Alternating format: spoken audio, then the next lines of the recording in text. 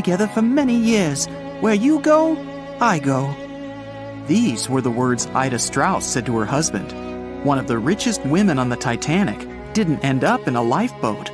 Ida chose to stay behind with her beloved Isidore. Moments earlier, she gave her maid a precious gift that probably saved her life. Isidore and Ida Strauss were both born in Germany and emigrated to the United States as kids. They met in New York and got married 5 years later. The couple had 7 children, but luckily, none of them were on the Titanic. Isidore worked for his father's shop in his late teens. Then, he started a china and porcelain business with his brother that grew into the glassware department at Macy's. Eventually, the brothers took over the entire department store and became multi-millionaires. Isidore and Ida were well known in New York for their wealth, charity, and their incredible love and devotion to each other. Whenever Isidore went on a business trip around the States or to Europe, his wife would go with him. When she couldn't, they'd write long letters to each other every day. The couple visited their native Germany every now and again, too. In 1912, they escaped the bone-chilling New York winter and headed for Europe. By that time, they'd already been married for 40 years. They mostly spent time in sunny southern France and also stopped by Isidore's hometown. In early April, it was time for them to sail back home to New York. They normally traveled on one of those huge German liners they had back then. This time, though, everyone was talking about the new luxury liner, the RMS Titanic. They couldn't resist it and immediately bought up some sweet first-class tickets. On April 10th, they boarded the newest ship of the White Star Line. This was going to be great. Ida and Isidore scored one of the 39 private suites at the top of the ship. The tickets cost around $100,000 in today's money. Some of the richest people in the world were staying next to them. The Strausses spent their evenings dining in front of a live orchestra in a hall filled with fancy furniture and expensive wooden paneling. They played chess and backgammon, visited the gym, the swimming pool, even checked out the on-deck squash courts. The luxury didn't last long, though. On the night of April 14th, the ship had its run-in with the most famous iceberg in history. It felt like a slight tremor, a little rumble, that's it. Nobody realized they were in any kind of danger. Passengers even started throwing snowballs made from the chunks of ice that had fallen on the deck. The ship officers told everyone they'd be fine. Moments later, Captain Edward Smith announced it was time to put those life jackets on and get into the lifeboats. All 20 of them were stored on the upper deck. They could have had more, but the ship's designers thought it would make the deck look too messy. There was actually a lifeboat drill scheduled for that day, but instead, they had the real thing. Pretty much only first-class passengers were going to be getting on those lifeboats. The Strausses left their private suite and waited for instructions from the crew. A lot of them were still confident. They told the passengers not to lose their passes. They'd need them when everyone got back on board. That was never going to happen. The ship was going under. The crew announced that women and children would board first. The Strausses were standing next to Lifeboat 8. Mr. Strauss, who was 67 at the time, was offered a seat with his wife because of his age. He refused it, saying he was not too old to sacrifice himself for a woman. He wanted to wait and make sure no women and children were left behind. Ellen Bird, Ida's new maid, hesitated before getting on the lifeboat, but Ida told her to go. There was still room for Ida, and the other first-class women were yelling to her to join them. It took about 10 minutes to load each boat. That's how long Ida had to choose her destiny. She took off her beautiful mink coat and handed it to her shivering maid. Ida said she wouldn't be needing it anymore. But the lifeboat wouldn't leave without her. Sailors tried to grab her and force her on the boat. Meanwhile, the Titanic's orchestra was still playing some pretty upbeat music in the background. Crazy. Ida dodged the sailors' hands and stayed on deck. Isidore was begging for her to go. She refused to leave him, no matter what. All the survivors in Lifeboat 8 remembered her final words about true love in the face of tragedy. We've lived together for many years. Where you go, I go." It took a whole hour for the first lifeboat to splash down into the icy water. The last memory of the Titanic for many passengers was Isidore and Ida standing arm in arm on deck. More than 200 first-class passengers survived. Some of them said the Strausses sat down peacefully in 2 deck chairs, holding hands, just waiting. The 25 passengers on Lifeboat 8 spent the rest of the night rowing to safety. They were chasing what they thought were the lights of a ship. It turned out the rescue boat showed up from the opposite direction. They were lucky to be found at all. Many of the passengers, including Ellen Bird, shared the story of Ida and Isidore with reporters, saying it was their most important memory from that horrible night. A month later, around 30,000 people went to their memorial service. Even the mayor of New York showed up. No one seemed surprised the couple gave up their lives for others. Ellen Bird tried to give the famous mink coat back to the Strauss family, but they asked her to keep it in memory of Ida. The only thing that was with the Strausses that night that still exists is a gold and onyx locket. Isidore had it on his pocket watch. The locket had 2 photos in it, one of their oldest son and one of their oldest daughter. The locket was sealed so tight, the photos never got wet. Some of the jewelry from the Titanic stayed intact, even after 70 years. The 1985 expedition found necklaces, rings, brooches, cufflinks, all that kind of stuff. One rusty pocket watch they found had stopped at 1:45 a.m. That was about the time the ship went under. A book collector on the Titanic made sure his mother and her maid got into a lifeboat. He wasn't so lucky. In his luggage was a rare 400-year-old book. This collector was going back to New York after a successful book hunting trip. That little book's lying on the ocean floor somewhere, along with the 7 million pieces of mail the Titanic was transporting. One letter was written by a first-class passenger to his mother the day before the Titanic went down. It was the only letter written on board that survived the icy Atlantic. It was found folded up in a notebook inside a pocket. Another first-class passenger was a German-born chemist. He was traveling to New York to start his own perfume shop. All that was left of him was a bag full of perfume samples. As the Titanic was sinking, violinist Wallace Hartley and his orchestra kept playing to the very end. When Hartley realized he wasn't going to make it, he decided to save the most precious thing he had, his violin. He put it in a leather bag so it would float.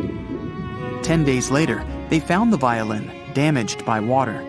His fiancée kept it, and years later, it was sold at auction for $1.7 million. It's still one of the most important Titanic artifacts. The 5 grand pianos on board weren't so lucky. They're still down there somewhere. Divers did manage to recover one piece of sheet music, though. It was a song from a Broadway play. It was still readable, even after more than 70 years underwater. The only car on the Titanic would probably be worth millions today. The Renault CB Coupe belonged to a first-class passenger, William Carter. Obviously, it didn't survive. Carter and his family did survive that horrible night and even submitted a $5,000 insurance claim on the car. Well, it was brand new and all. It seems like we all cried watching the heartbreaking goodbye of Jack and Rose from the Titanic. Oops, spoiler, sorry. But the real-life stories from the sinking of the famous ship were no less touching. Joseph Laroche was born in 1886 in Haiti to a wealthy family. He was growing up without a dad, but his mother was a self-made woman and a respected merchant. His uncle was the head of his country. Joseph was fluent in French, Creole, and English. At the age of 15, Joseph realized he wanted to become an engineer. There were no engineering schools in Haiti, so he moved to France to get his education. The journey took him a whopping 83 days. Still, in his student years, Joseph met Juliet in a suburb of Paris through a mentor. They soon became friends, and then it grew into something bigger. The couple decided to get married. There was only one problem. Joseph couldn't find a well-paid qualified job, even after completing his studies, because of racial discrimination. The intelligent young man realized he could do better. Plus, he needed to provide for his growing family. His third kid was on the way. His uncle back in Haiti promised he'd help Joseph secure a job as a mathematics professor. His mother was overjoyed that her son and his family would be living in Haiti. She bought them first-class tickets for the French liner La France as a reunion gift. But that liner had really weird rules separating parents from their offspring for meals. The Laroches didn't want to leave their youngsters and make them feel sad on a trip across the ocean. So they decided to trade their first-class tickets for La France for second-class tickets for RMS Titanic's maiden voyage. The Titanic was all the hype, and it didn't separate families, so it looked like a great deal. They planned to change for another ship in New York that would take them straight to their final destination in Haiti. The family boarded the Titanic on April 10, 1912, at Cherbourg.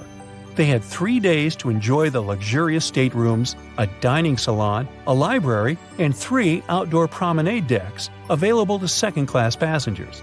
Juliet sent a letter to her father from Titanic's final stop in Queenston, Ireland. She told him they were more than happy with the accommodation. They had 2 bunks in their cabin and a couch that converted into a bed for their youngest family members. The family made friends with some nice co-passengers with whom they had traveled together from Paris. She thought they had been the only other French people on board, so they sat together for meals. Juliet mentioned they had all spent time together on the deck of the liner. She also wrote the people on board were friendly, although some sources say the family had gone through quite a lot of mean stares, gossip, and remarks. On the night of April 14th, their exciting journey came to an abrupt end. Even though Titanic's wireless operators had received warnings about drifting ice from nearby ships, the liner continued to plow ahead at full throttle. It was around 11:40 p.m. when Titanic's hull collided with the Iceberg around 370 miles off the coast of Newfoundland. The practically unsinkable ship was severely under-equipped with lifeboats, enough for only about half of its 2,200 passengers. The nearest rescue ship, the Carpathia, was too far away to help. A steward woke up the Laroche family and took them to the lifeboats, as Juliet remembered later. She couldn't speak any English, so everything that was going on seemed even scarier to her. A little after midnight, the crew received the order to give priority to women and children when boarding the lifeboats. Juliet later remembered a terrible panic had begun, as people had been pushing each other to get to the desired seat. At some point, she felt they had pulled away her older daughter and thrown her into the abyss. A moment later, she had joined her Simone in the same emptiness. So, pregnant Juliet and her 2 daughters got spots in Lifeboat 14. But they had to say goodbye to Joseph as the boat was being lowered into the sea. He wrapped his coat around Juliet, saying she'd need it, and promised to get in another lifeboat and see her and the little ones again in New York. The 25-year-old Joseph Laroche didn't manage to stay true to his word. In a couple of hours, Titanic sank underwater, taking the lives of almost 1,500 people.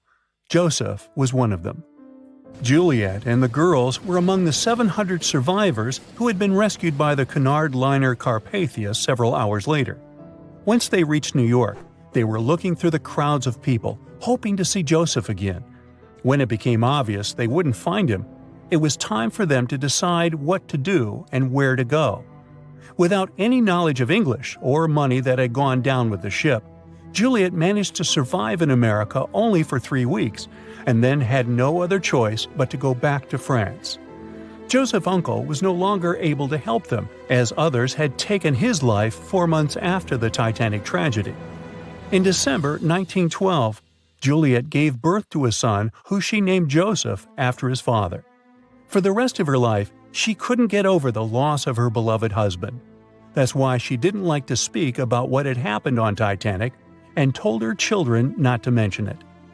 In 1995, a member of the Titanic Historical Society interviewed Louise, who was the last remaining Laroche child and the last French survivor of the sinking. And that's when the world first heard about this heartbreaking story. It inspired some plays and articles, but it never got the same attention as the story of other passengers. You probably remember the elderly couple going down together in their bed on the Titanic. It was inspired by Isidor and Ida Strauss. They were both born in Germany and emigrated to the United States as kids. They met in New York and got married 5 years later. Isidor started a china and porcelain business with his brother that grew into the glassware department at Macy's and turned them into multimillionaires.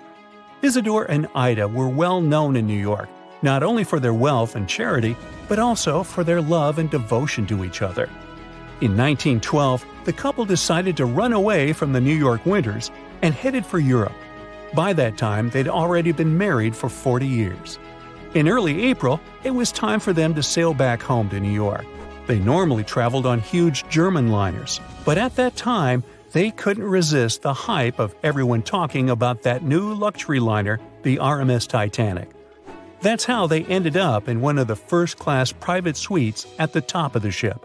The Strauss couple spent their evenings dining in front of a live orchestra in a hall filled with fancy furniture and expensive wooden paneling. On the night of April 14th, they felt a slight tremor and then left their private suite and waited for instructions from the crew. They told the passengers not to lose their passes, as they'd need them when everyone got back on board. But the ship was going under. The Strauss couple were standing next to Lifeboat 8. Mr. Strauss, who was 67 at the time, was offered a seat with his wife because of his age. He refused it, saying he was not too old to sacrifice himself for a woman. He wanted to wait and make sure no women and kids were left behind. Ellen Bird, Ida's maid, hesitated before getting on the lifeboat, but Ida told her to go. She took the easy decision not to leave her husband on the sinking ship. Ida took off her beautiful mink coat and handed it to her shivering maid, saying she wouldn't be needing it anymore.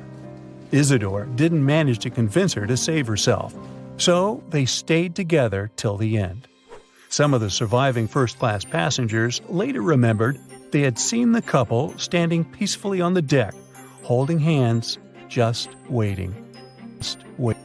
Two legendary athletes who shook up the tennis world had the unfortunate luck of meeting on the unsinkable ship Titanic in 1912. Without realizing it, they'd reunite on the tennis court where they'd be playing against each other.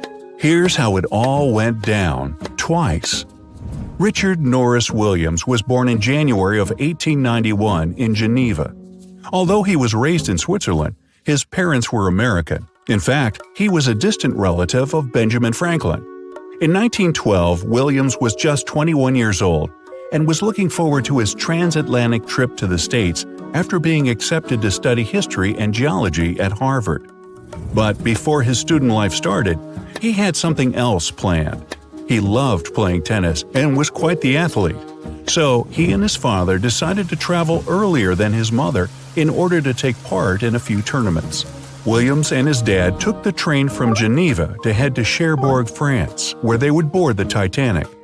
On the way, Williams noticed a familiar face in one of the cars.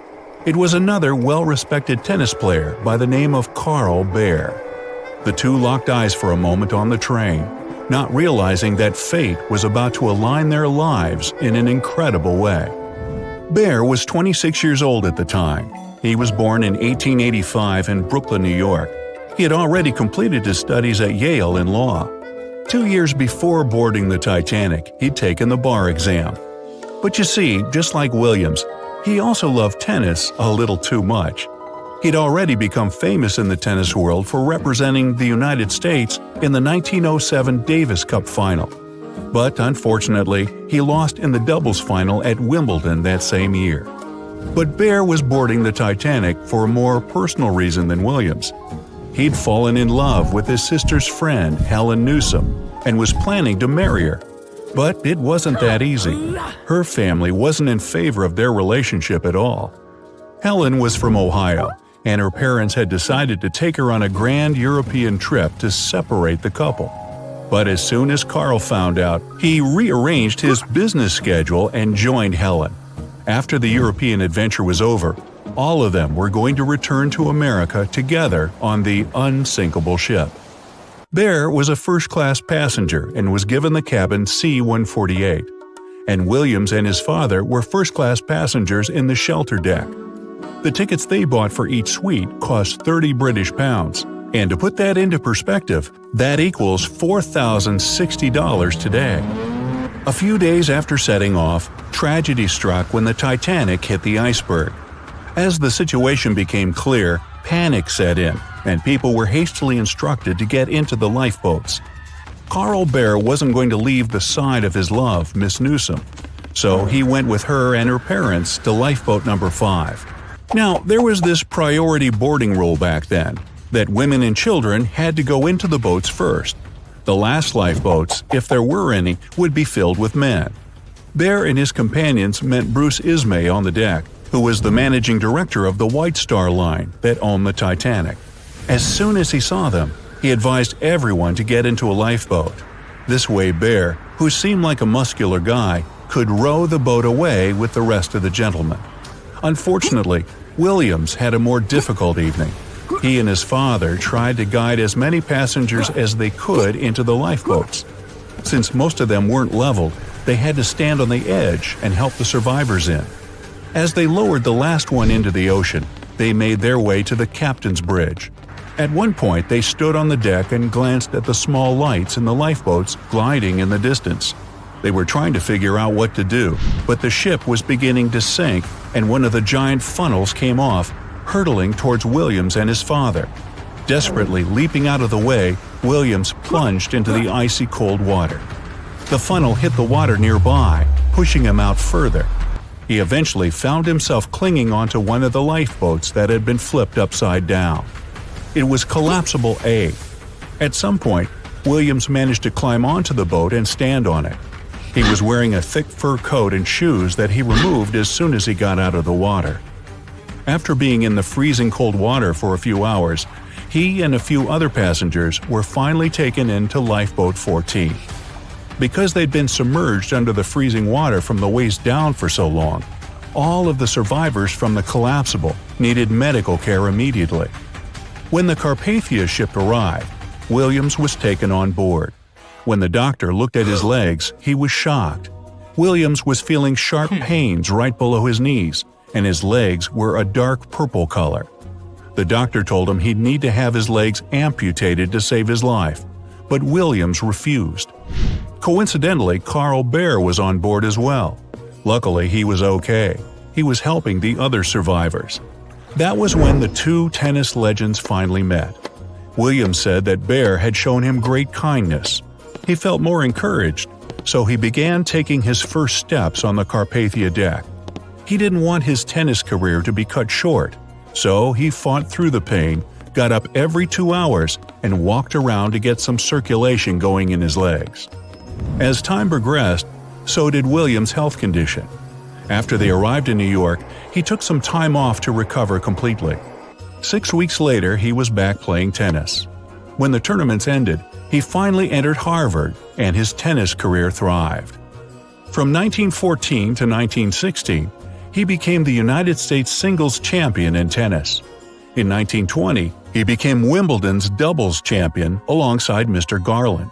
And in 1924, he became an Olympic gold medalist in mixed doubles, managing to achieve it even with a sprained ankle.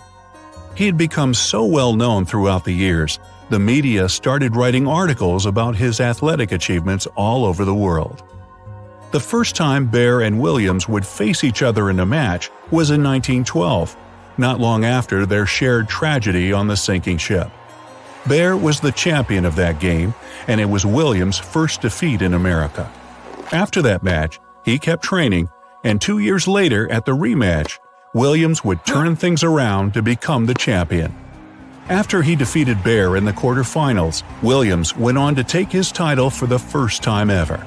He became one of the best tennis players of his time, winning the Davis Cup 5 times, the Wimbledon doubles, and the U.S. Nationals twice. Both of these legends were given a place in the International Tennis Hall of Fame. While tennis was a huge part of both men's lives, it wasn't the only success they found. After their sports careers were over, they both became remarkable financiers. Bear gave up on his career as a lawyer and became interested in banking.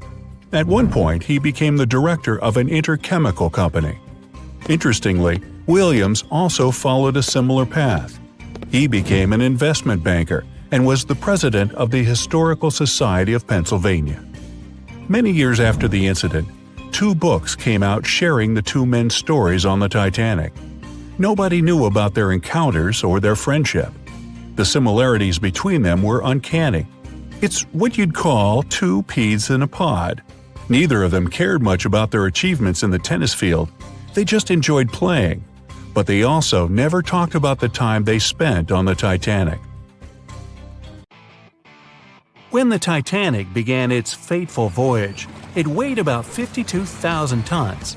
Now, how did they even get it into the water in the first place? Step 1. Find tons of soap and natural fat. Step 2. Dump it all over the ramp in front of the Titanic like a monster slip and slide. They even put grease all over the outside of the ship to make sure it didn't get scratched, dented, or even rip open. Just like that, the Titanic plopped softly into the water, and the workers and owners breathed a sigh of relief. At least that part went well. When they built the Aswan Dam in Egypt, they needed to clear out a huge area for the new artificial lake. Almost 100,000 people had to move out of their homes. That was the easy part. Engineers now had to try to move 2 huge ancient Egyptian temples, or they'd be lost underwater forever. The answer? Thousands of engineers and builders. The temples were built into a mountain, so first they had to detach it using bulldozers and jackhammers. Then they had to take it all apart like a humongous Lego project. Statues, roofs, walls, sculptures, pretty sweet Lego set. Then they cut the temples into bite-sized bits, over 1,000 of them. Each one weighed the same as 3 elephants. So where did they put it all back together? On the same mountain, just 200 feet higher. It took 5 years and about $300 million in today's money. I think even the pharaohs would have been impressed. Now, say you're thirsty, so you grab a glass of water. But where does that water come from? In Saudi Arabia, it comes from salt water. You just need to get the salt out, no biggie. That calls for an evaporator. Saudi Arabia's machine brings fresh water to 300,000 people. Not bad for so much desert. The evaporator weighs 5,000 tons, and it's pretty big, like 10 basketball courts big. They hired a special ship to bring it from Vietnam to Saudi Arabia, but even that was too small. After making the ship a little bigger and making a successful cross-continent journey, the evaporator finally touched down in the Middle East. Then it was easy. Just grab 30 tractor-trailers and pull. Pretty impressive, but the largest thing ever moved on Earth is way bigger. Enter the Norwegian Troll gas production platform. It weighs more than the Titanic and is way taller than the Empire State Building. But the engineers weren't scared, even though they had to drag the thing 120 miles from shore. They hooked up 10 powerful boats and pulled it along for a week. That thing cost $1 billion to make, so they had to be careful. The boats were actually pulling it in all directions to keep it steady, then slowly making their way out to sea. Once it got there, its 4 powerful legs were secured with concrete, about as much as you'd use to build 200,000 houses. That part of the sea can be quite rough, so they had to make sure it wouldn't move at all. Natural gas can set on fire, even in the middle of the sea. You gotta move out of town, but you're used to your house, your big kitchen, cozy fireplace. No problem. Take your home with you. About 500 years ago, an Italian architect was constructing the local city's administration building, but the local church bell tower was getting in the way. The solution? Pick up the tower and move it. The architect built a wooden frame around the tower and shifted it using ropes, blocks, and a lot of people power. Since then, a lot of buildings have been moved around, but what happened in China changed everything. In 2004, engineers shifted the Fugang building about 120 feet. It was the heaviest building ever moved, but it only took 11 days. They worked day and night to get it done so fast. 10,000 years ago, a meteorite fell on Greenland. It was the only source of iron for the local people, who started breaking pieces off to make knives, harpoons, arrowheads, and even jewelry. Talk about good luck. Over time, the locals split the meteorite, named Cape York, into a bunch of pieces. Arctic explorer Robert Peary wanted to bring the biggest piece back to the U.S. So, how do you move 30 tons of space rock without trucks or paved roads? Plus, it's 1897 and freezing cold. It took 3 years, but he did it. He ended up building a railway with a special platform to pull it to the nearest shore. It was the first and last railway in Greenland. Peary sold the meteorite for $40,000. Today, that would be about $1 million.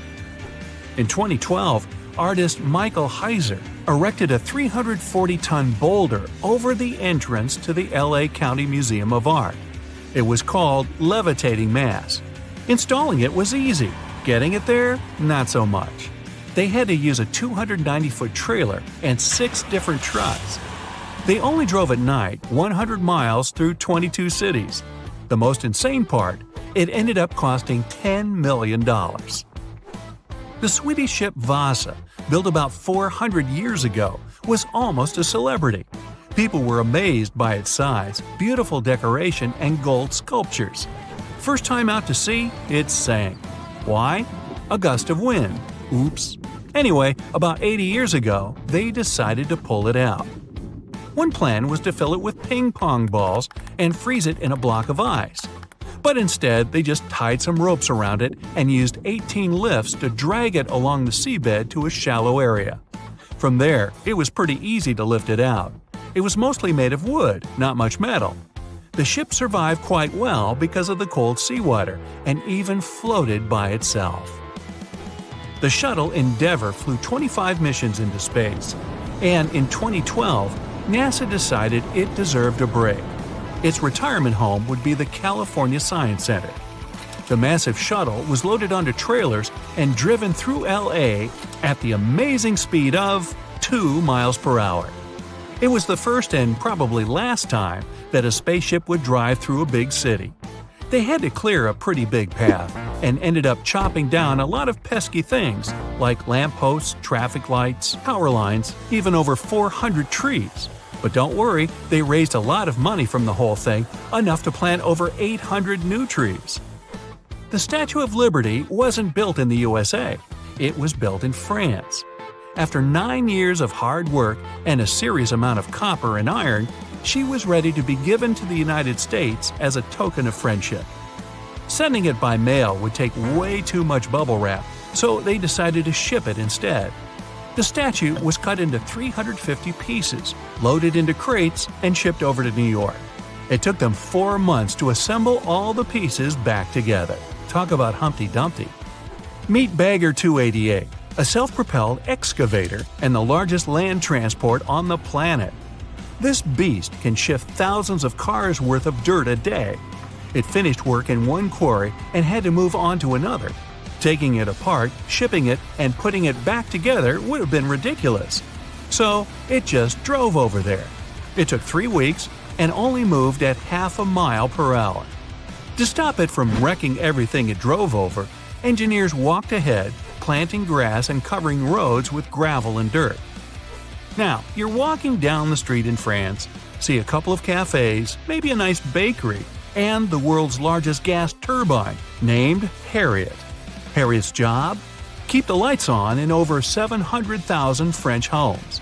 This mammoth turbine weighs as much as 2 jumbo jets and had to travel through France, Germany, Belgium, and the Netherlands. Hey, let's go Dutch! The Great Pyramid of Giza in Egypt is made up of more than 2 million huge blocks of stone. No trailers, no tractors, just some good old-fashioned muscle power. Each block weighs more than 2.5 tons. That's like 30 of me. These guys didn't even have strong metals like iron or steel. They mostly used pieces of wood and stone hammers. April 12th, in the year 2212. It's a great date for humanity, the 300th anniversary of the launch of the legendary Titanic.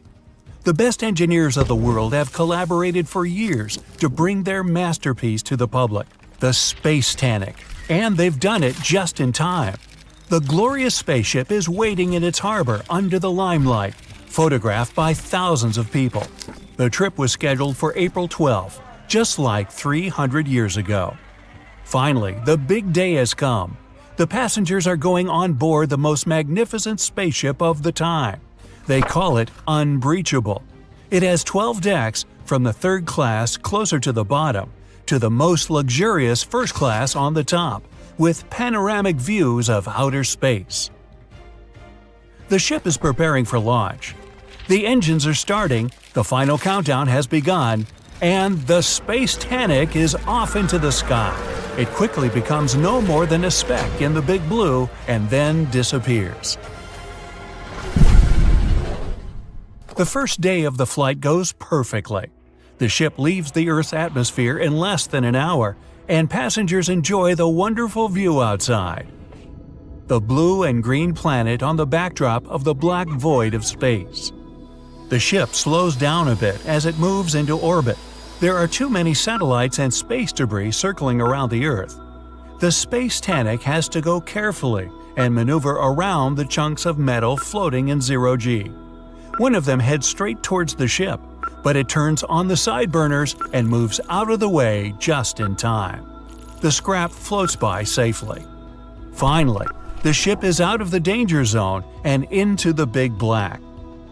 It turns on the back thrusters to accelerate and heads to the bright side of the moon. It's going to be the first destination of the sightseeing tour. The planet becomes gradually smaller behind, and about halfway to the natural satellite, people on board can marvel at the sight of the sun. The huge ball of burning plasma is bigger and brighter than ever in the cosmic darkness. Suddenly, the ship's captain makes an announcement. All passengers are invited to the promenade decks to watch as the solar panels are being unfolded. People go outside to goggle at the sight. The silver and black panels slowly emerge from their containment slots, and the Space-Tanic finally takes its real form. As the sun's energy begins to flow into the ship, the thrust engines turn to minimum. The spaceship is now in energy collecting mode. For the trip to Mars to take just a few days, it needs to make a transit jump.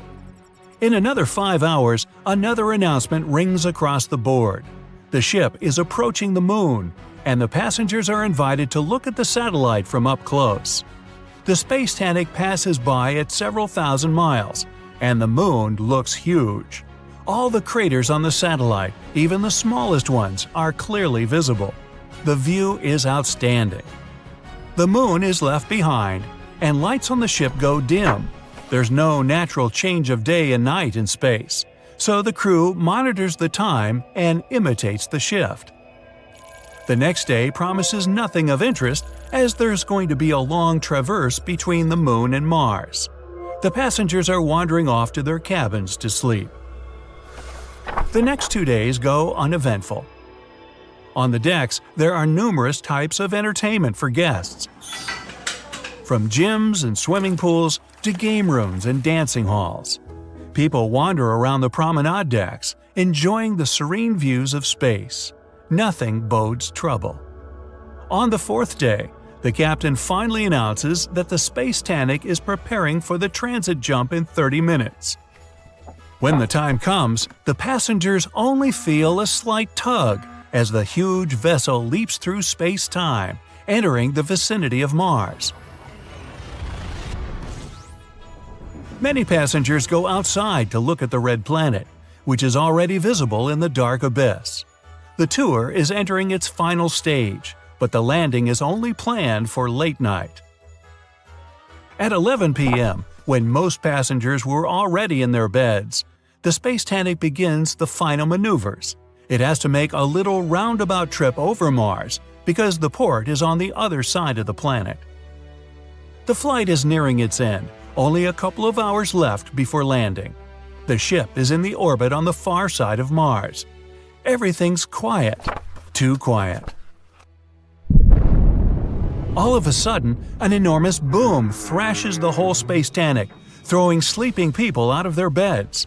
Blinking emergency lights turn on. Everyone's confused, but no announcement comes from the captain. And only those who have been on the starboard side promenade deck notice the horrible detail. The right front wing has been torn off and is zooming past them towards the stern. Pressing their faces to the glass, straining to look at the hull, they see a huge gash near the nose of the ship. The Space-Tanic shudders again, and chunks of metal fly out of the gaping hole. The ship rapidly loses pressurization. Meanwhile, the broken-off wing hit the stern and left another gash in it. Mechanisms in the engine compartment start to fall apart and are dragged into space. The ship groans and comes to a halt, suspended thousands of miles above Mars. At last, the captain announces through the intercom that the Space-Tanic has unexpectedly collided with a rogue asteroid. All passengers are asked to proceed to their respective decks for evacuation. Within an hour, all rescue capsules are occupied and ready to be deployed. But about a third of the passengers are still on board the ship. It turns out many of the capsules were blown away at the collision. History seems to repeat itself. The captain still orders to deploy the capsules, and they whoosh out of containment tanks, leaving hundreds of people behind. Some left without their family members, not knowing what fate awaits them. The capsules float in space for a few seconds and then turn on their thrust engines, heading to the Martian surface. Another order from the captain: everyone is to go down to their cabins and put on pressurized suits stored under their beds.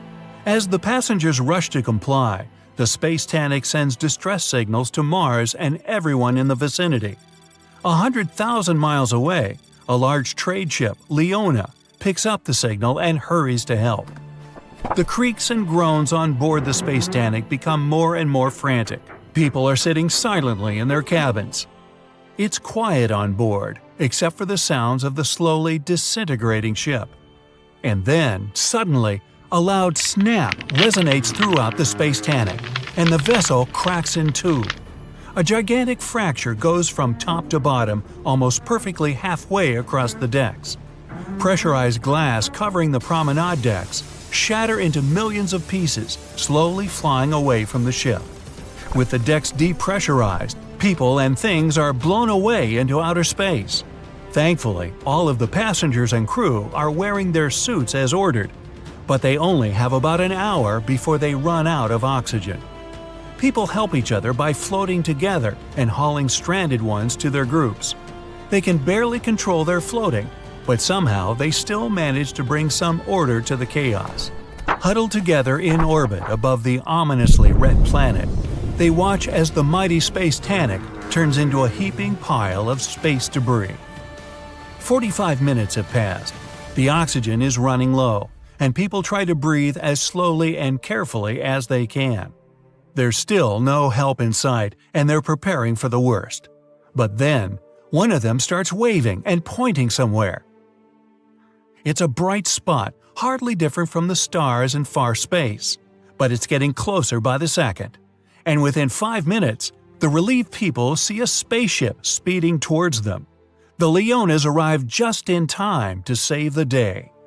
Quickly, but without hurry, Leona's crew gather everyone floating in space around the remains of the Space-Tanic and haul them on board their ship. In a few hours, the Leona safely lands at Mars' main spaceport.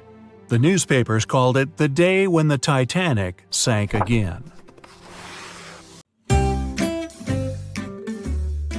May 31st, 1911. The second Olympic-class liner is finally complete after 2 years of construction. It'll be ready for its first voyage a year later. It's the most luxurious ship in the world. They call it Titanic. You just read the groundbreaking news in the Daily Herald and decide to treat yourself to a trip on this floating gem. You head over to the White Star Line's headquarters in London to buy yourself a ticket. You get the cheapest first-class fare for £30. That would be over $4,500 today. Wednesday, April 10th, 1912. The day is finally here. You must be in Southampton at 9:30 a.m. The third-class passengers board the ship first. Then the second and first classes follow an hour before the vessel sets sail. Stewards on board welcome everyone and show them to their cabins. Now it's your turn. The majestic ship in front of you is bigger than you imagined. As you board the Titanic, Captain Edward Smith himself greets you. Your trip will begin shortly. By the time the liner stops at Cherbourg in Queenstown, over 2,200 passengers and crew will be on board, embarking on their transatlantic trip. The Titanic is ready to sail, and you hear the horns from the deck as you wave goodbye to the people below. But just a few minutes later, you hear panic rising on the deck. You run up to the railings to see what's going on. It's another ship coming too close. The side of it says SS City of New York. Titanic has barely left the dock, but it looks like there's about to be a collision. The captain manages to steer clear of the other ship within just a few feet. Phew, that was close. The ship is scheduled to arrive in New York a week later on April 17th, but that's only if things go according to plan. The weather is clear until Sunday the 14th. As the vessel crosses a cold front, it encounters huge waves and strong winds. That night is quiet but cold. The Titanic starts getting warnings from other ships about drifting blocks of ice in the Grand Banks of Newfoundland. But this time, the great ship doesn't continue to travel at full speed. Instead, the captain slows her down. He wants to make sure the lookouts will have plenty of time to spot any icebergs along the way, even if it means arriving in New York behind schedule. It's 11:40 in the evening. Lookout Frederick Fleet spots a colossal iceberg right ahead. He immediately alerts the bridge. The first officer tells the steersman to go around the iceberg, and the rest of the crew members must stop the engines right away. Everyone on board is working together to avoid the obstacle. But in this story, the steersman doesn't panic. He immediately turns the wheel the right direction away from the iceberg. Many passengers have already been awoken by the commotion and jostling. Some go on the deck in their nightgowns and pajamas to see what's going on. A few peek over the right side of the ship to get a closer look. You and everyone else watch anxiously with white-knuckle grips on the railing. The stress and cold make you shiver. You can't help but wonder if the Titanic will collide with the iceberg. It's getting closer and closer. Onlookers hold their breath. It's so quiet you could hear a pin drop. And then, within a mere inch, the ship slowly sails by the ice monster. There was no contact. No gap ripped in the hull hundreds of feet long that would allow water to flood into the lower compartments. Everyone starts clapping and hugging each other. After doing all the necessary checks, the captain officially announces that everything is all right. He invites the passengers on the deck to come inside for a hot cup of tea before they go back to their cabins. You follow the group and see the captain leaving to go report the incident. He also alerts other ships in the North Atlantic to slow down and be on the lookout. Amongst those ships is the Carpathia. Nope, she continues on her course. No need to come to Titanic's rescue tonight. RMS Titanic finally reaches its destination on April 17, 1912. It's 8 hours late, but it's safe. Thousands of people come to the New York docks to admire the most luxurious ship in the world. It had a successful first voyage. Before getting off the ship, some passengers exchange addresses to write letters to each other. Like tennis players Richard Norris and Carl Baer. Both were on board the Titanic, but this time, Norris didn't spend hours in the cold water of the North Atlantic trying to help other passengers, almost losing his legs to hypothermia. And Baer was never on a lifeboat with his girlfriend, where he asked her to marry him. No, this time, he did it with friends and family around, and they all celebrated the engagement. The two tennis players end up playing their first match together later in 1912. Norris became one of the best players of his generation and won the Davis Cup 5 times. Margaret Brown was going back to the U.S. to see her sick grandchild. This time, she didn't have to help passengers get on lifeboats and never got on Lifeboat 6 herself. When Brown gets off the ship, she runs to her grandson's side. This time, she never met the crew or the captain of the Carpathia to give them an honorary silver cup. She kept doing philanthropic work, but she never became known as the unsinkable Molly Brown. Violet Jessup never liked the idea of sailing in the North Atlantic, because she knew how bad the weather could be. She was cautious, having just survived a crash a few months earlier. It was on the Titanic's sister ship, the Olympic. But her friends convinced her to join the legendary ship's crew. This time, she was never called on deck to help passengers and never boarded Lifeboat 16. She continued working on the Titanic until her retirement, meaning she was never taken on as a nurse of the Britannic, and in November 1915, it didn't become the third shipwreck Jessup would survive. Bandmaster Wallace Hartley went on the voyage to make new possible contacts for future work, but he kept playing to entertain passengers. This time, he never played music to a panicked crowd of people while the ship was sinking. He survives. He goes home to his fiancée, gets married, and starts a family. He continues entertaining people on the North Atlantic run. This time, his mourning fiancée never received his violin, and the historic Titanic memorabilia was never sold in 2013 for $1.7 million. Bertha Main met the love of her life, Quig Baxter, in Brussels while he was traveling with his mother and sister. Baxter wanted to take Main with him, so he secretly booked her a cabin under the name Mrs. de Villiers. This time, he never had to guide his family to a lifeboat. His family met his girlfriend when they got off the ship, not on Lifeboat 6. This time, Baxter survived. He returned to Canada with his girlfriend, and she never went back to Europe alone. Main's nephew would never find a shoebox in her closet with memories from the Titanic. Dorothy Gibson was playing bridge that night with a couple of New York bankers. When she went back to her stateroom with her mother, she never heard that long, sickening crunch, and never got on Lifeboat 7. And in May 1912, she doesn't star in a movie about surviving the Titanic because there was no crash to survive. She went on to do great things, and she eventually moved to France with her mom. In this hypothetical story, the Titanic went on to have a successful career.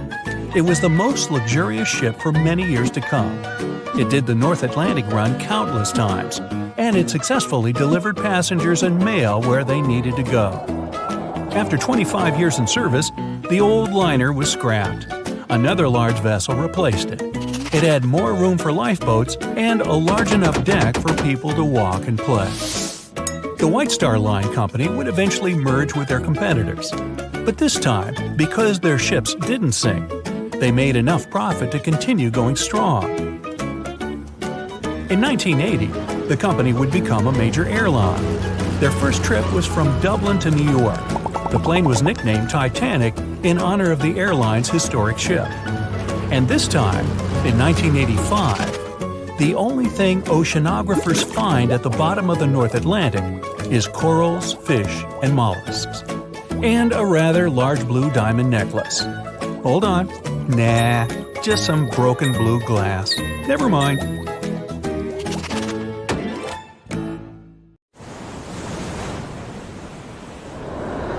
The Kraken is a colossal squid, a legendary sea monster, the biggest hunk of calamari you ever saw. And if this monster had existed, the world would have changed beyond recognition. The Kraken has powerful tentacles, solid muscles with suckers at the end. They're just impossible to escape. The Kraken can break a ship in half or just pull it down into the depths. But the worst thing about the Kraken is its size. According to old sailor stories, the Kraken reached 5,000 feet in length. That's almost 10 soccer fields. Hey, maybe the Kraken could play soccer. The Kraken legend said the monster was so giant that sailors mistook it for a small island. In past centuries, it would have been impossible to defeat such a beast. If the Kraken existed in reality, it might have had offspring. Yeah, in all the world's oceans, there would be giant monsters that could sink any ship. It's unlikely that the Kraken would have competitors in its habitat, so its population would grow strongly. Since the Kraken is enormous, it would need lots of food, so the population of other large sea animals would fall significantly. Blue whales, great white sharks, other giant squids, all the big sea creatures would be endangered. Many people are starving because of the reduction of large fish in the ocean. Urban economies that rely on fishing will be in decline. Prices for small fish around the world are getting more expensive because it's unsafe to fish. To defeat the Kraken, you need powerful weapons, but the monster is tough to catch. The Kraken belongs to the cephalopod genus. This species includes squid and octopus, some of the most intelligent creatures on the planet. The Kraken is a skilled hunter and will never fight in the open. So, what can you do? You can't track the Kraken because it approaches from the depths, not the surface. Though you may be able to tell that the monster is somewhere nearby if a lot of fish surface. When the Kraken swims, it scares all the fish in the vicinity. But it might already be too late. A huge tentacle emerges from the water, resembling a high tower. This tower falls on the deck of the ship, shattering it. The sailors scream and run. The Kraken lands a second blow, and the vessel is almost capsized. Next, the Kraken wraps its giant tentacles around the ship and pulls it to the bottom. Oh boy!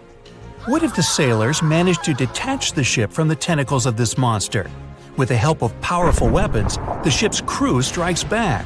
The Kraken retreats under the water. It's hurt, angry. It seems the battle is over, but here comes the worst. A whirlpool forms beside the ship. Thanks to its considerable weight, when the Kraken dives, it creates a whirlpool behind it. Like a drain in a giant bathtub, this whirlpool sucks the ship down. The battle with the Kraken is lost. Well, that was unfortunate. You might be able to defeat the monster if you can anticipate its attack in advance. But the Kraken can see you and your ship before you can see it. Colossal squids live in deep waters, and they have the largest eyes among all animals. The squid's eye is the size of a dinner plate. Thanks to this, they can see their prey from far away. Similarly, a Kraken would spot the ship much sooner than sonar could pick up the Kraken. It would always have the drop on you. Well, that's not good. Around the world, cargo transportation by ship is declining. Airlines provide the only safe connection between the continents. This will increase air pollution. The most successful enemy of the Kraken is submarines.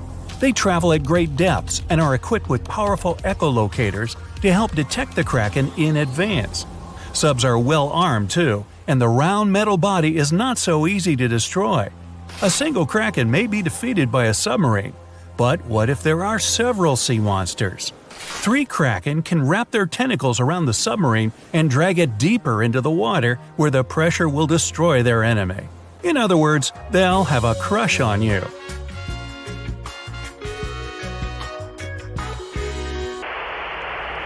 The existence of the Kraken will have dramatically changed the development of many countries.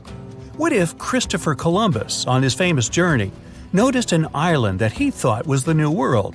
He approaches it, but tentacles emerge from the island and sink Columbus's ship.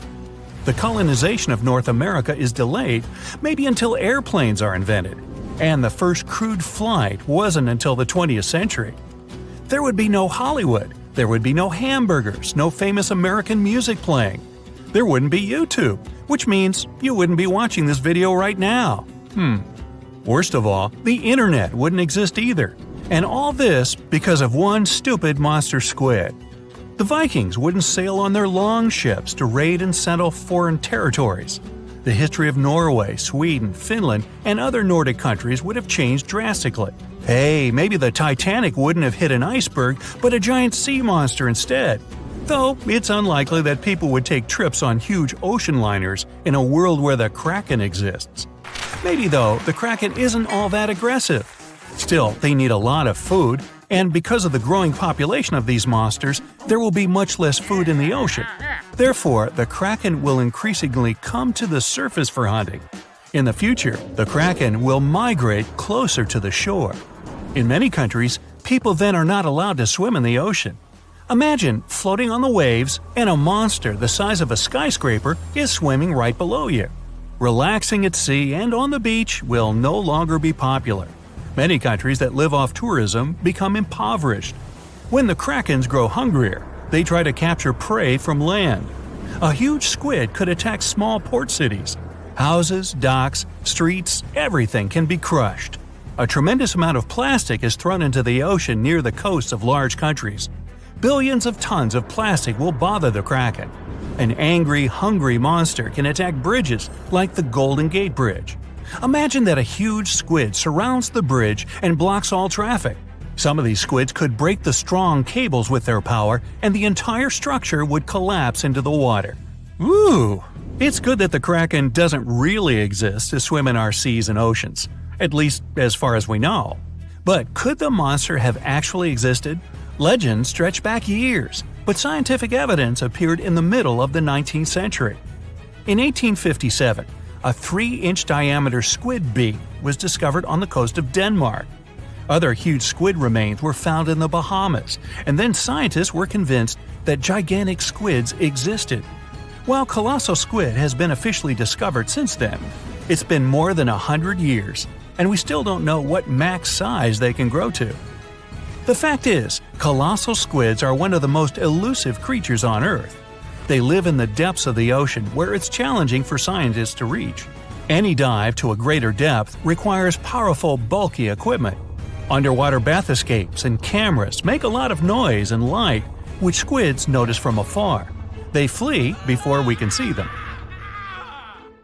The legend of the Kraken probably appeared because of a real colossal squid. People in the past didn't know about these creatures' existence, so when they saw one for the first time, they described it as a massive, terrible monster. It's difficult to say if these huge squids were the size of a small island, because the truth is, we've only studied about 5% of the ocean. It may be that in its depths, monsters much more terrible than the Kraken swim. Like my nephew, Peter. It was just a couple of hours before midnight. Some of the 2,200 passengers of a large, luxurious ocean liner were still partying in the beautiful first-class lounges.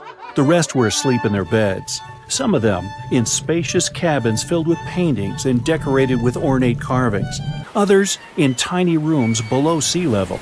All of these people had only one thing in common. On that chilly April night, all of them were heading from Southampton in England to New York City. The ship was called the Titanic, and at that time, it was considered unsinkable. At the very beginning of the journey, the liner nearly collided with the steamship New York. Luckily, the Titanic managed to pass by the other vessel with several feet to spare. A common sigh of relief escaped the passengers crowding the liner's decks. Little did they know what was awaiting them in the near future. Several days later, when the ship was already in the North Atlantic Ocean, 370 miles away from Newfoundland, the unthinkable happened. At about 11:40 p.m. on April 14th, those who were still awake were knocked over by some mysterious and powerful force. Passengers who were already in their beds got catapulted to the floor. Screams and total confusion. Months before the disaster struck, a ginormous chunk of ice had broken away from a glacier in southwest Greenland. It was made of the snow that had fallen about 100,000 years ago, when mammoths were still roaming the planet. When the iceberg just started its journey, it was a huge thing, almost 1,700 feet long. It also weighed 75 million tons. But then it floated much further to the south than normal, right into the area the Titanic had to cross on its way to North America. Even after melting into the water for months, the iceberg still weighed an impressive 1.5 million tons. Its top part was towering over the water for almost 100 feet. Even so, it looked harmless next to the massive ocean liner, but only at first glance. What people saw was just a tiny part of a jumbo piece of ice. The largest part of any iceberg is hidden under the surface, with a mere 1/10 visible above the water. The Titanic iceberg wasn't an exception. The moment the ship collided with it, the vessel was doomed. Unable to divert its course, it crashed into the ice, rupturing at least 5 of its hull compartments. They immediately started to fill with water, which then flooded each succeeding compartment. The front of the ship started to sink. This raised the back part almost vertically into the air, and then, with a deafening roar, the liner broke in half. The rest is history. But what if what we know about the disaster is not true? What if the ship hadn't been wrecked by an iceberg? What if it had been something more treacherous and way more alive that sank the Titanic? Far, far beneath the surface, in the ocean's dim, dark depths, a shadow lurks. Imagine an enormous creature, round, flat, and full of arms, or rather, powerful tentacles. It resembles a giant squid or octopus, but much, much bigger. Its descriptions go from as long as 10 ships to 1.5 miles long. Rumor has it unlucky sailors sometimes mistake the sea monster for an island, but instead of stepping on dry land, they're dragged down into the ocean. These people meet the Kraken, a legendary creature feared by everyone who sets off on a sea voyage. Usually, the Kraken haunts the seas off the coast of Norway through Iceland and all the way to Greenland. Who knows what has brought the beast further away from home? The waters of the North Atlantic are just as chilly, and the creature feels good and curious. Once it notices the Titanic, the ship has no chances to escape its attention. It's dark. That's why those on the ocean liner don't notice the first alarm bells. The water around the ship starts to bubble. If you strain your ears, you can hear bizarre gurgling sounds. If you strain your eyes, you can see thousands of fish and jellyfish rising to the surface. They feel something's up down below. But even if someone on the Titanic noticed this hectic activity, they wouldn't have time to get out of the way of the horrifying beast. Its enormous size and super long and strong tentacles turn it into a predator you can't escape. A 9-year-old boy standing on the deck knows nothing about the sea monster. He's just watching countless small islands rising out of the sea, very, very slowly. The kid doesn't understand why, but all the blood in his body suddenly runs cold. Hundreds of tiny fish are leaping about in the pools between these sandbanks, but soon they roll off into the water over the sides of the ginormous something. Several sharp points appear above the surface. The intrigued boy thinks they look like horns. They keep growing, thicker and thicker, the higher they rise. Soon they're towering over the massive Titanic, dwarfing the ship. These horns are the Kraken's dreaded arms. The boy is paralyzed by fear, but then he spots the monster's eye. It's as big as an elephant. It makes the kid come to his senses and dash away, screaming like there's no tomorrow. The boy's shouting attracts people. They gather along the ship's side, trying to spot what scared the child so much. And then they see. First one, then more and more passengers and crew members lean over the railing to get a better look. They aren't being careless, they're just in shock. Indeed, it's hard to believe your eyes when they tell you a dreaded beast is about to attack the ship you're on. Plus, it's dark, and no one can see clearly what that huge shadow is. But the next several minutes prove it's not a mirage. All of a sudden, the creature rises one of its monstrous arms and stretches it toward the vessel. It might very well be longer than the liner's entire hull. Women start screaming and fainting. Men seem to be just as terrified. Those who have managed to keep their heads clear sweep up kids and run for shelter. That's when the first powerful hit shakes the vessel. The Kraken's had enough waiting. It's ready for action. Panic engulfs people on board the Titanic. Running around aimlessly and screaming, they create chaos that makes the beast even more interested. Normally, the monster just wants to be left alone. It rests deep down on the ocean floor, using its long tentacles to tether itself to the bottom and lazily hunt for food. It only rises to the surface when the weather's unusually warm, or when it gets disturbed. The Titanic is probably too massive and loud. It draws the creature out of its slumber. When the beast gets to the surface and sees a large, glistening boat, wow, the thing mesmerizes the creature. It holds out one of its tentacles to touch the unusual construction. The material is hard, and the beast wonders if the thing will break when squeezed. Without wasting much time, it wraps several arms around the ship and tries to squish it. Tiny creatures fussing around, falling overboard, and making annoying high-pitched noises start to irritate the Kraken. It's getting angry. Easing its grip, the monster circles the Titanic several times, getting ready for the next attack. This time, the strike is much stronger. It bends the metal and makes it brittle. One more movement of a deft tentacle, and the ship starts to fill with water. The Kraken retreats, as if to enjoy the results of its efforts. But then, it notices the ship trying to speed up in futile attempts to put some distance between itself and the monster. People on board the Titanic heave a sigh of relief. The beast is nowhere in sight. Little do they know that the Kraken never lets its toys get away. The ship is beginning to slow down. Its rear part is slowly lifting up, and the front is going down underwater. Passengers and crew members are falling over onto the decks. Most of them are too scared to make a sound. That's why everything's happening in almost complete eerie silence. Until the ship breaks into two parts under its own weight.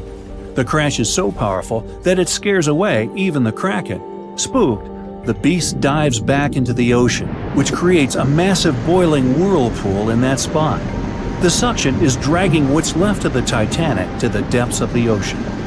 The most tragic thing here, though, the Kraken isn't even interested in people on board the ship.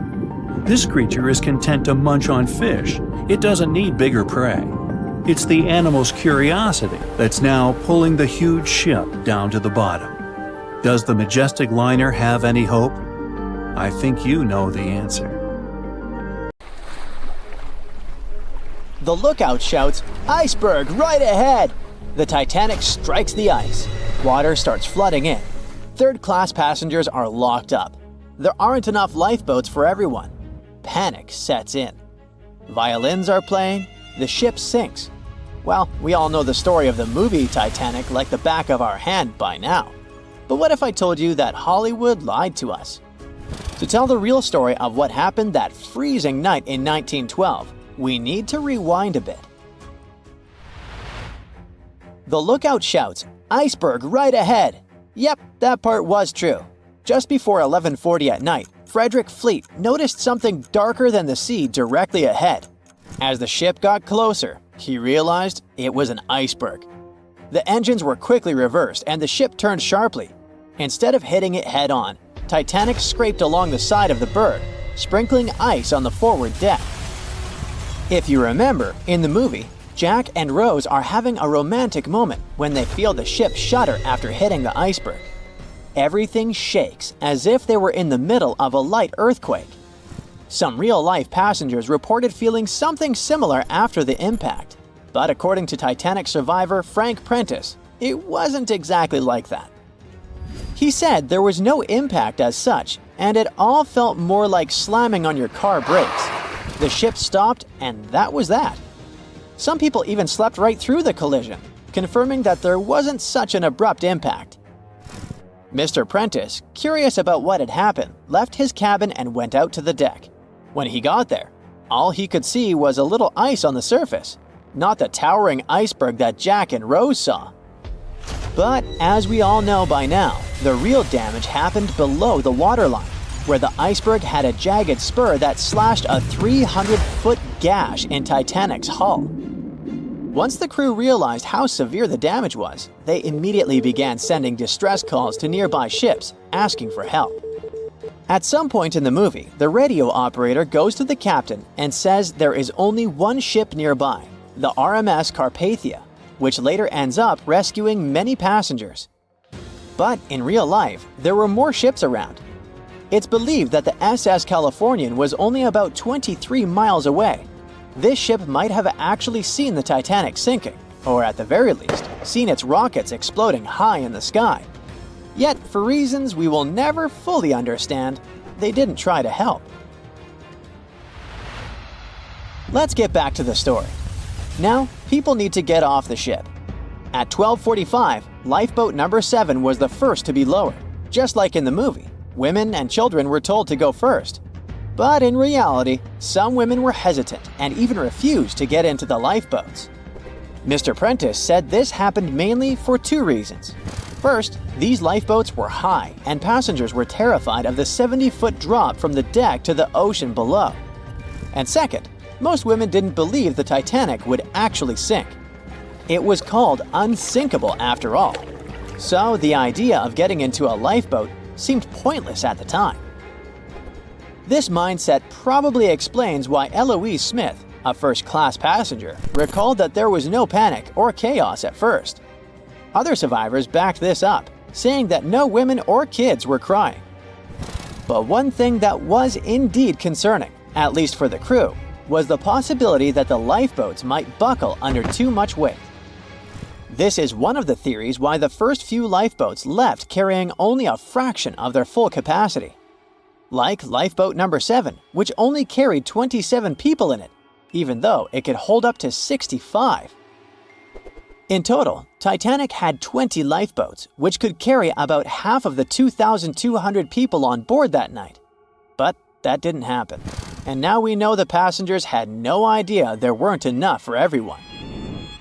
As women were calmly getting into the first lifeboats, musicians headed up to the deck. Their only goal was to play and keep the passengers calm. That's a pretty well-known fact. But the real story is that some survivors said they never saw or heard the band. No violinists whatsoever. It's not like Hollywood misled you though. The musicians did play for over 2 hours after the ship had hit the iceberg. So maybe these passengers were just too panicked to notice the songs, or the musicians started playing later than we think. Now it's time to talk about the terrible treatment that third-class passengers received. The movie portrayed the crew as cruel, locking the less fortunate below deck like animals, giving them no chance to reach the lifeboats and save their lives.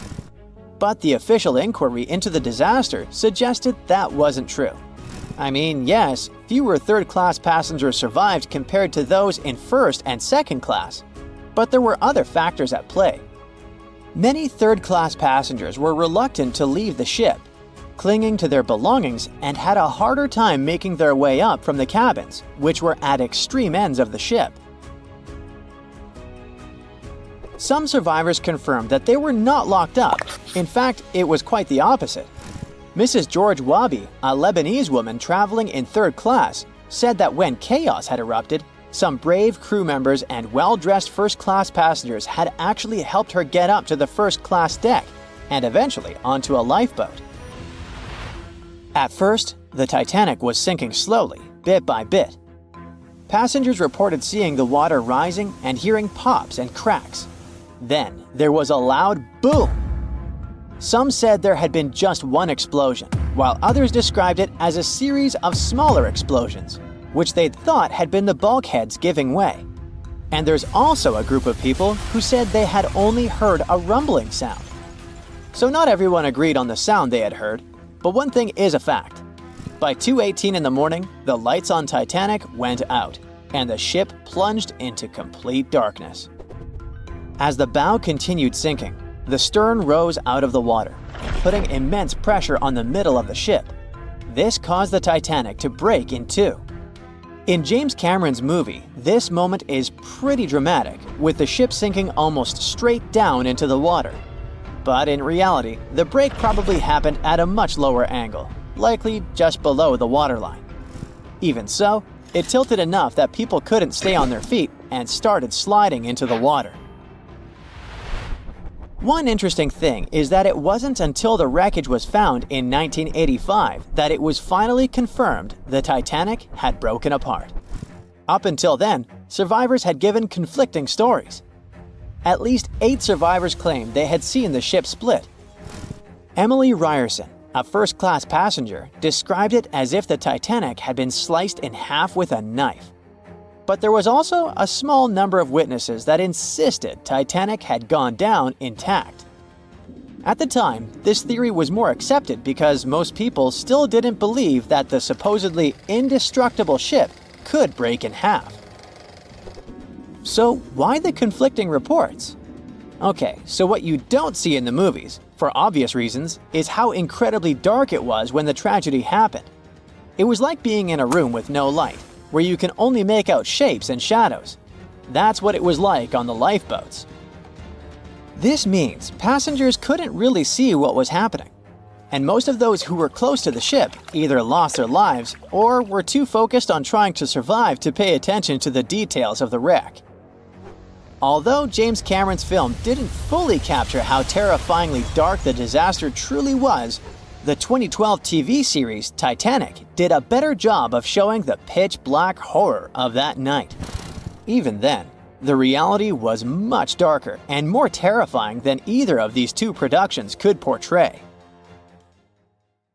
The unsinkable Titanic didn't go down peacefully, which made finding its final resting place all the more difficult. The world-famous RMS Titanic sank in 1912, but was only discovered in 1985 on a secret mission. Although people back in the early 1900s had the approximate location of where the Titanic was, they didn't have the right technology to find it. As it went under, the ship sent several CQD signals, standing for Come Quickly, Distress, to a nearby ship named Carpathia. Come at once, we have struck a berg. It's a CQD, old man, were some of the final words transmitted from the Marconi wireless on the ship. These Morse code messages were also what made the first research missions to the wreck possible. RMS Carpathia found the lifeboats filled with Titanic survivors, but the world also desperately wanted to see what became of the famous liner. Fast forward to 1953. That's when the first serious attempt to find the Titanic wreck happened. A man named Risdon Beasley tried using a loud eruptive device to locate the ship.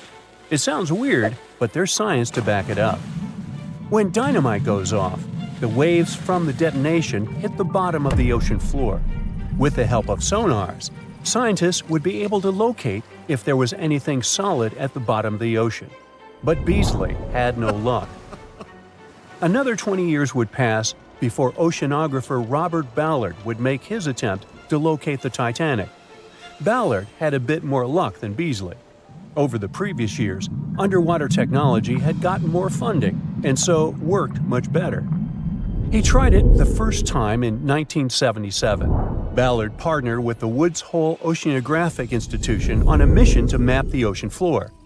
While the institute hired him to test out their new mapping technology, Ballard's intention was to go a little further and find the Titanic wreck. In the middle of this new technological ship, there was a hole that allowed for a long pipe to be extended into the water just above the ocean floor. Attached to the end of this pipe, Ballard installed a pod with sonars and cameras. They thought they were in for something big, and so they took the ship to sea to run some tests. That's when, on a trial run, adversity struck. The drill pipe broke, sending all of their expensive material to the bottom of the ocean floor, just like the Titanic. When Ballard failed, another important character came into this story, a man named Jack Grimm, an eccentric oil tycoon. Grimm had become famous for trying to find things such as Noah's Ark, the Loch Ness Monster, and Bigfoot. He also tried to prove the hollow Earth theory that says that the interior of Earth is entirely hollow and hosts underground cities and nations. His search consisted of trying to find a large hole on the North Pole and thus venturing inside the hollow Earth. After his attempts failed, he set his eyes on the jewel liner that had sunk, the RMS Titanic. Grimm had the money, but he didn't have the know-how. So, as a billionaire, he made a big donation to Columbia University and asked in return to use some of their equipment. He hired a team of highly qualified scientists to help operate the machinery. Here's where it gets a little strange. Jack Grimm was a believer in folklore and non-conventional ways of doing things. So he brought a monkey on board and surprised the research team. This monkey, called Titan, was believed to point to a map and locate lost things. In this case, the Titanic. The scientists went crazy when the monkey appeared and told Grimm it was either them or the monkey.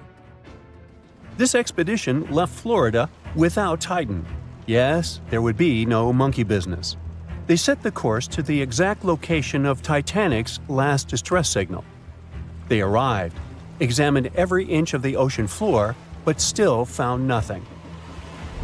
Grimm's first expedition lasted 3 weeks, but unfortunately, they found absolutely nothing. They tried a particularly good search method known as mowing the lawn, where they mimic such movements to map every inch of a larger area around Titanic's distress coordinates. The reasons for failure were important defects in the equipment and terrible weather. That's when that prior searcher of the lost Titanic came back into the picture, Robert Ballard. He didn't have the millions Jack Grimm had, but he had one thing going for him. The marine geologist was working closely with the U.S. Navy to locate 2 nuclear submarines which had sunk in the 1960s. Ballard himself says he was living 2 lives, one as a researcher and the other as a Navy intelligence officer. The deal was simple. He'd have a green light to search for the Titanic after he found the 2 missing submarines. To find Thresher and Scorpion, he used an unmanned submarine vehicle called Argo. Argo was like a little snow sled. It was attached to a bigger ship that sailed above the water. Argo was connected to the ship by a long cable, and it was piloted by a team on board. The sled had sonars and cameras that provided real-time imaging of the ocean floor, so it was a real advancement on other attempts. After much thinking, he had a eureka moment. He supposed the force of the wreck should have left a comet trail that led back to the ship. While searching for the Titanic, most people had tried to find the ship itself. But until then, it had been trying to find a needle in a haystack. That's why Ballard's logic was so brilliant. He needed to invert the order. He had another obstacle on his hands: time. He could only look for the ship after finding the lost subs. And by the time that happened, he had 12 days left. He teamed up with another scientist, and they applied the mowing the lawn method to map the ocean bed. Another important piece of information that most researchers left out was that there was a sea current moving south on the day of the disaster. This meant that the debris field should be south of the distress signal coordinates. To save time and resources, he would do a quick reconnaissance of the ocean floor, spacing lines more than 3 miles apart to look for debris fields. He also relied more on the camera visuals than on the sonar signals.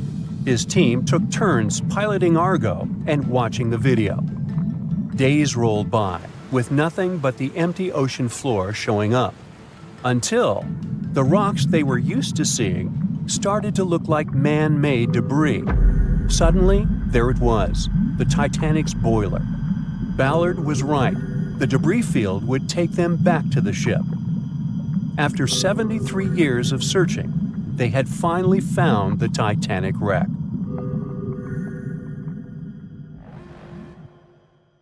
In the Titanic movie, you won't see any fumes above the 4th funnel of the legendary ocean liner, and it's not a mistake. Back in 1911, the year before the Dream ship's departure, large ships would mostly sail with 4 chimneys. They needed those to draw heat and fumes from their massive boilers. The Titanic was a real engineering gem that only needed 3 chimneys to function. So the 4th was added for balance and more impressive looks. The White Star Line thought the public would have been disappointed to see only 3 pipes on the greatest ship of all time. The Titanic's sister ships, the Olympic and the Britannic, also had 1 fake funnel each for the same reason. The dummy chimney wasn't completely useless and served for ventilation. It took out the fumes from the machine spaces in the lower decks and from one of the first-class general rooms. 1 big ventilation funnel, instead of several small ones, helped to declutter the upper decks and left more open space for passengers to enjoy their strolls. When Titanic went down, the funnels, each weighing 60 tons, went down with the rest of the ship. They were made extra tall to make sure the passengers weren't covered in the soot being ejected. Their height and weight let them stay in the upright position. The forward funnel, followed by the others, fell only when the ship went for the final dive. Those chimneys were much lighter than the bow, so they spread among other debris. The light material they were made of flattened once it hit the bottom, and the iron-eating bacteria living deep down took care of it later. The bow of Titanic remained intact when it hit the seabed, but the stern was completely mangled. When the famous ocean liner hit that iceberg, things got really messy. It took the future movie star a whole 2 hours and 40 minutes to submerge completely. The collision let water flood 6 out of 16 watertight compartments. As the water gushed into the starboard side, the ship started to tilt down in the front and a bit to the right. By midnight, the damaged compartments were spilling water into others, and it was chaos because these compartments were only watertight horizontally. Soon enough, water started flooding through the anchor chain holes, and by 2 a.m., the bow was sinking, and the stern's propellers were lifted out of the water. The ship kept flooding until the moment the bow went underwater, and the stern shot up almost 45 degrees. The weight of those massive propellers stressed the ship's midsection. The steel just couldn't handle it and failed. Survivors described that moment as some loud noise, like breaking china or falling gear. That was the Titanic's upper structure giving in. By 12 past 2 a.m., the bow and stern were only connected by the inner bottom structure. Minutes later, the bow, weighing almost 16,000 tons, broke loose from the stern. The stern rose sharply to an almost vertical position and started sinking slowly. By 2:20, it disappeared underwater. The bow was cruising down at about 13 miles per hour and had hit the ocean floor almost a half an hour before the stern. The two parts of the Titanic now lie 2,000 feet apart, pointing in different directions. The bow remained mostly intact, just covered in mud. The stern turned into a tangled wreck because of the implosions it went through during the descent. The air trapped within the structure just couldn't handle the increasing pressure of the water deep down. Signal rockets played a big part in the Titanic's tragedy. When a ship goes down, you're supposed to shoot up red flares to signal trouble. But someone decided to stock Titanic with white lights instead of the usual red ones. So when the ship smacked into that iceberg, the crew fired off white flares. The SS Californian was passing nearby, and his captain knew the Titanic was in a dangerous iceberg zone. The crew didn't spot the sinking Titanic, but they sure saw those white rockets. The radio between the ships was useless because the Californian's operator switched it off. The captain had a gut feeling something was off, so he flashed a Morse code light signal at Titanic. But he received no reply because the Titanic had already gone underwater. There was another ship, Samson, sailing alongside the Titanic. It had plenty of illegally hunted frozen seal meat from Canadian waters abroad, so it was sailing with lights off to remain unnoticed. When they saw the Titanic's white rockets, they thought it was the Coast Guard and zoomed away. Samson didn't have a radio, so they couldn't find out about the ongoing disaster. The crew got the news about Titanic only when they got to the coast of Iceland the following month. There have been many theories to explain the Titanic tragedy, and one of the recent ones says that there was a fire involved. An Irish journalist went full detective for decades, digging into the mystery, and stumbled upon a game-changer. He came across a photo album that had been hiding from the public for a century after the tragedy. In the pictures, taken at the Harland and Wolff shipyard in Belfast, Northern Ireland, just over a week before the liner sailed, you can clearly see a massive 30-foot black spot on the ship's hull. Maloney researched the photos and eyewitness testimony from the time and claimed that a fire spontaneously broke out inside of one of Titanic's enormous coal bunkers. It was raging for a whole 3 weeks and messed with the metal, critically weakening a crucial segment of the ship's hull. Back then, most ships had just one hull, so it was the only skin the Titanic had. That's why the Iceberg managed to punch a hole through the ship so easily. If it hadn't been for the fire, the Titanic might have shrugged off that iceberg collision. The company operating the liner knew about the fire, but they decided to conceal that fact. They didn't want any negative stories in the press as they faced some serious competition in transatlantic voyages. The Titanic was sold out, so they stocked up on coal and made it sail. The moon might have also played a role in the sinking. Our satellite heavily affects tides on the Earth. The closer it is to our planet, the stronger the tides are because of the increasing gravity of the moon. Back in 1912, the moon was so close it made several glaciers in Greenland break apart. Massive chunks of ice that broke off from the glaciers started floating south. The supermoon event came just 6 minutes after a spring tide. During new and full moons, the alignment of the moon, the Earth, and the Sun makes their combined gravity reach its peak. And the day before, our planet had come the closest to the Sun that year, which made the gravity even stronger. This mixture of events created perfect conditions for one of the most powerful tides in history. It created the perfect conditions for the icebergs breaking off from Greenland's glaciers to move freely. Opponents of this theory say that the difference in tidal force wasn't actually that big, and it couldn't have been the main cause of the sinking. The iceberg tore down the side of the ship, leaving a huge opening in the hull. It wasn't a continuous rip, and damage was caused in several places. Some experts believe the ship would have survived the iceberg if it had hit head-on. The Titanic had watertight compartments designed to prevent flooding in case of a collision. Only the first 3 or 4 of these compartments would have been flooded. This could have helped save a lot of lives. Supporters of this theory put the blame for the disaster on First Officer William Murdoch. Huge, fast-moving ships don't just turn in a matter of seconds like a speeding car. It takes minutes. When Murdoch realized the collision was inevitable, he tried dodging left to avoid a direct hit.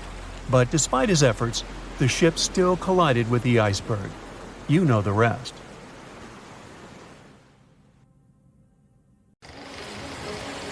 It was 11:39 at night when the Titanic's lookout shouted, "Iceberg, right ahead!" Swift action on the bridge to reduce speed and change the ship's course didn't help, and you already know how the story ends. Since then, we've regarded what happened to Titanic as a once-in-a-lifetime event. Is it though? The Titanic sank in 1912. Forget about fancy GPSs or weather satellites. At the time, ships were responsible for warning each other about the location of icebergs, like a "hey man, trust me on this" situation. Then the Titanic disaster happened. To call it a disaster is an understatement, so specialists felt the need to form an organization to avoid this kind of accident happening again. That's why, a year later, they created the International Ice Patrol, or IIP for short. Up to this day, this group has been responsible for giving ships advanced warnings about ice threats. IIP improved their methods over the years, from ship reports and aircraft patrols to satellite images.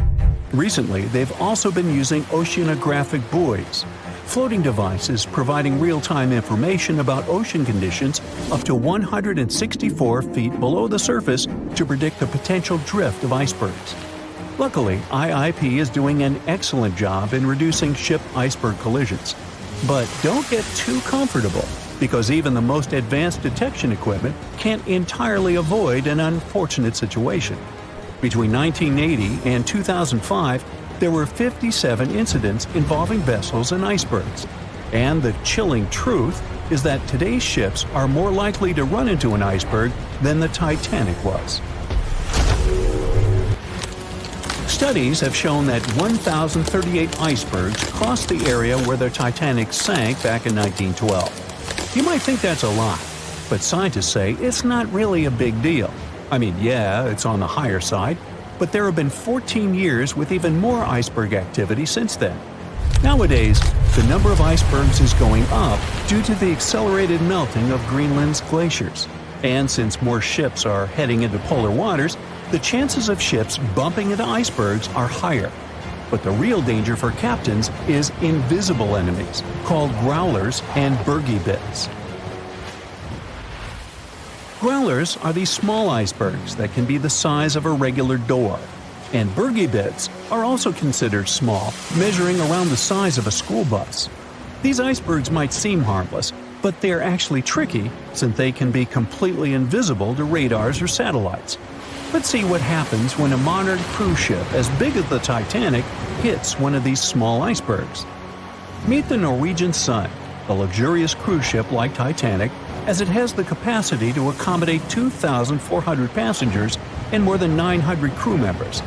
On July 2022, this cruise ship was on its way to Hubbard Glacier in Alaska when it found itself in the middle of a dense fog.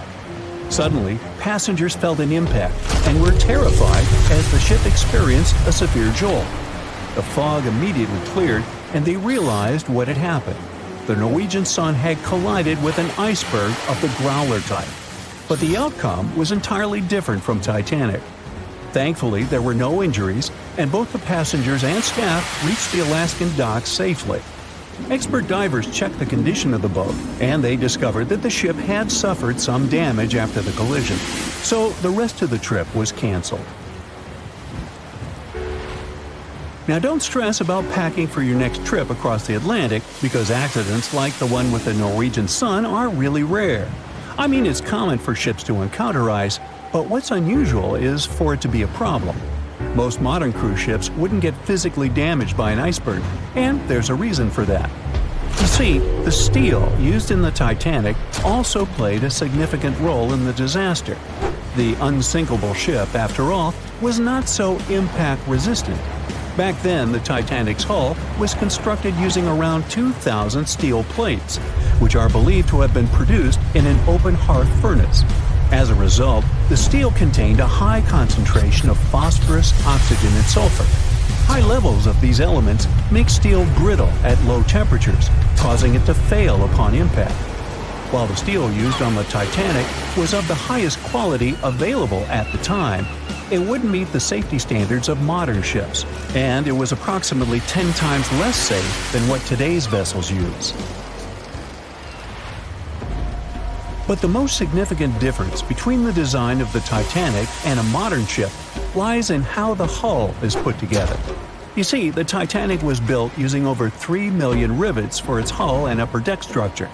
So, when it struck the iceberg, the rivets started a chain reaction, causing the entire section of the hull to collapse simultaneously, causing an uncontrollable flood of water. In contrast, modern ships use a method called submerged arc welding, which fuses the edges of metal pieces together, creating a strong and continuous bond. This is safer because if any part of the ship gets damaged, the tear doesn't spread, making things worse. The damage remains contained within that section. Okay, so small icebergs are becoming more common, and vessels have been adapted to deal with them. But there's still one more scenario to consider. What if a huge cruise ship hit an iceberg the size of a 5-story building? Imagine we've just created the world's largest cruise ship on the planet. Let's call it the Bright Seaside. Our floating resort is massive, 4 times the size of the Statue of Liberty. It's longer than the Titanic by 318 feet and carries about 3 times more passengers and crew. And just like the Titanic, our fictional ship can cruise at a top speed of around 23 knots. Now, picture this scenario. The Bright Seaside is cruising at full speed in freezing waters. It's the middle of the night, and the captain doesn't realize that all the iceberg detecting equipment on board isn't functioning. It stopped working 3 days ago. It's very foggy out there, and the lookout also fails to spot a 45-foot-tall iceberg.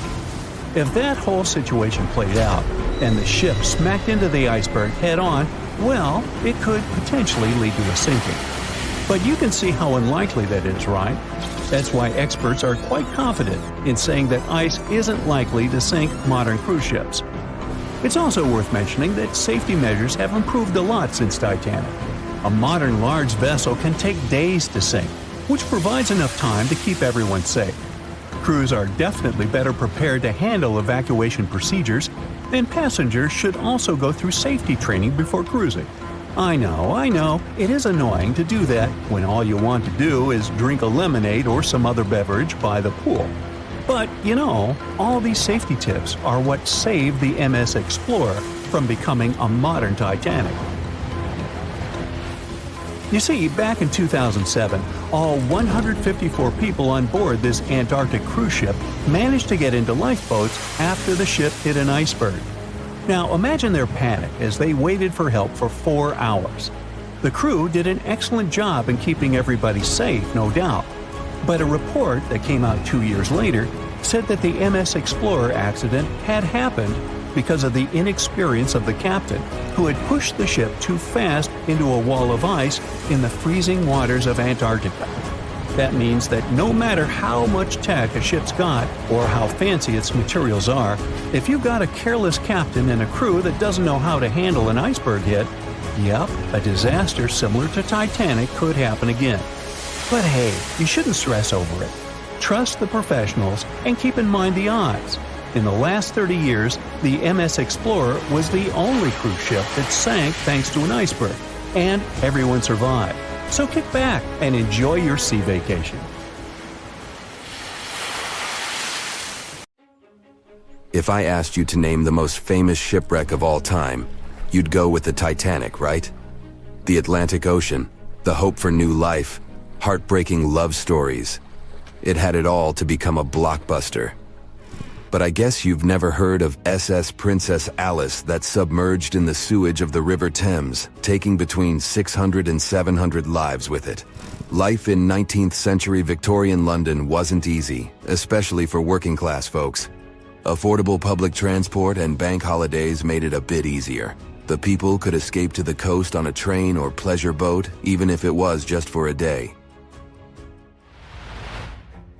Sheerness on the Isle of Sheppey in Kent started as a fort under Henry VIII and then grew into a bustling town with a dockyard.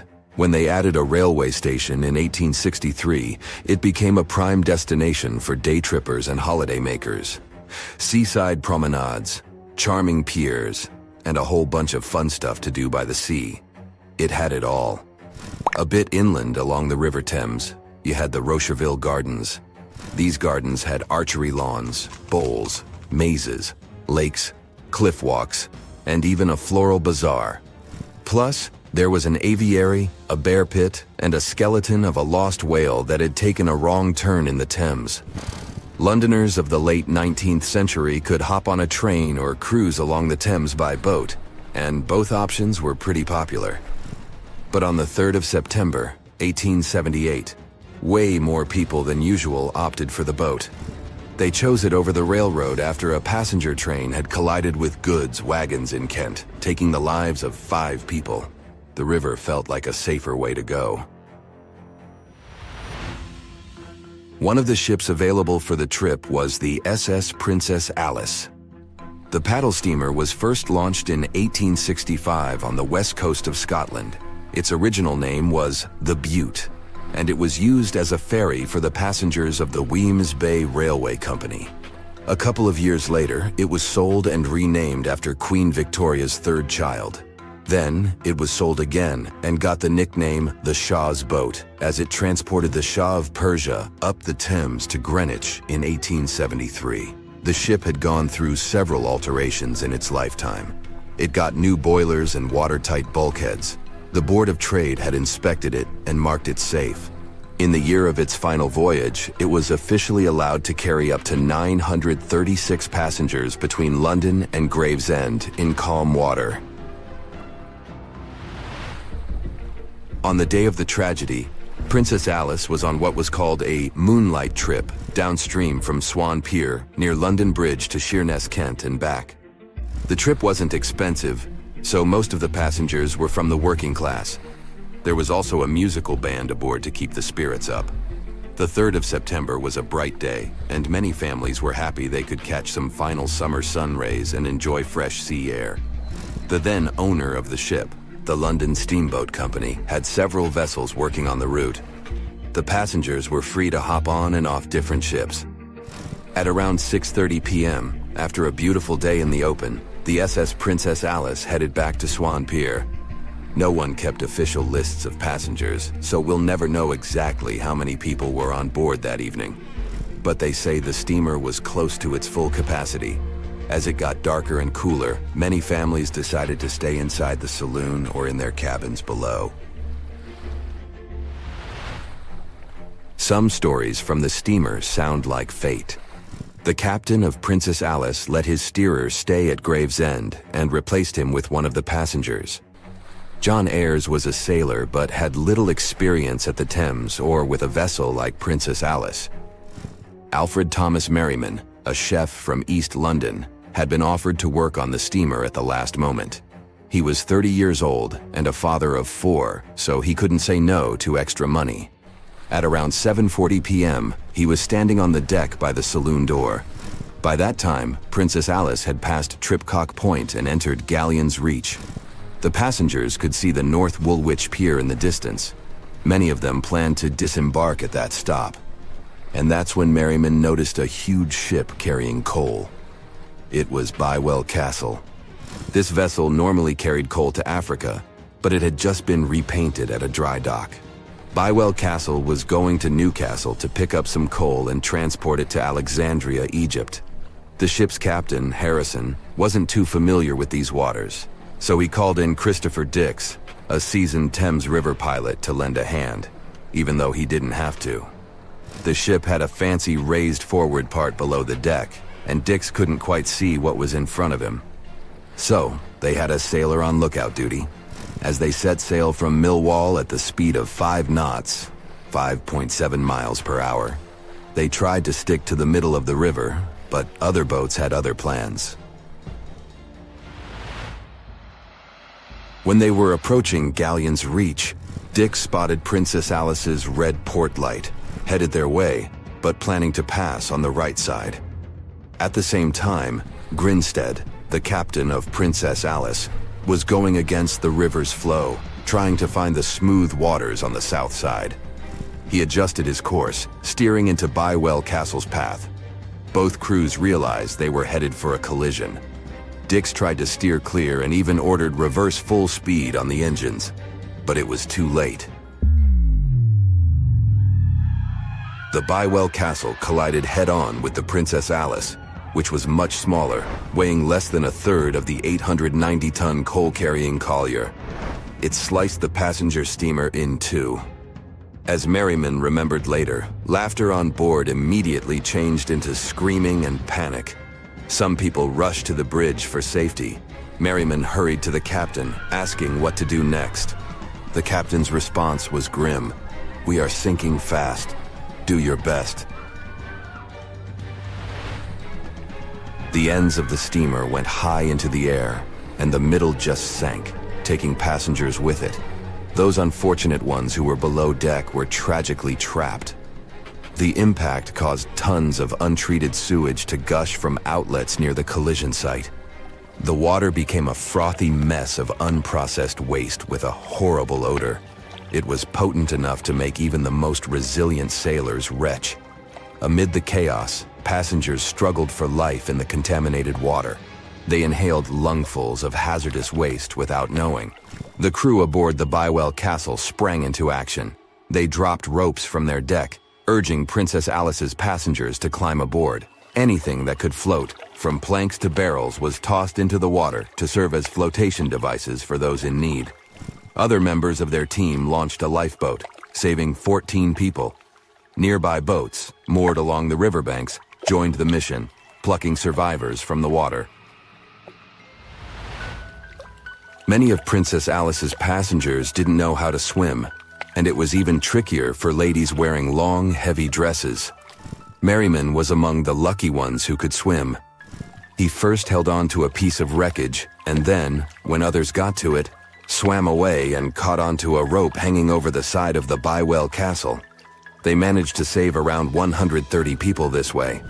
Another survivor was Robert Haynes, who played in the Princess Alice band.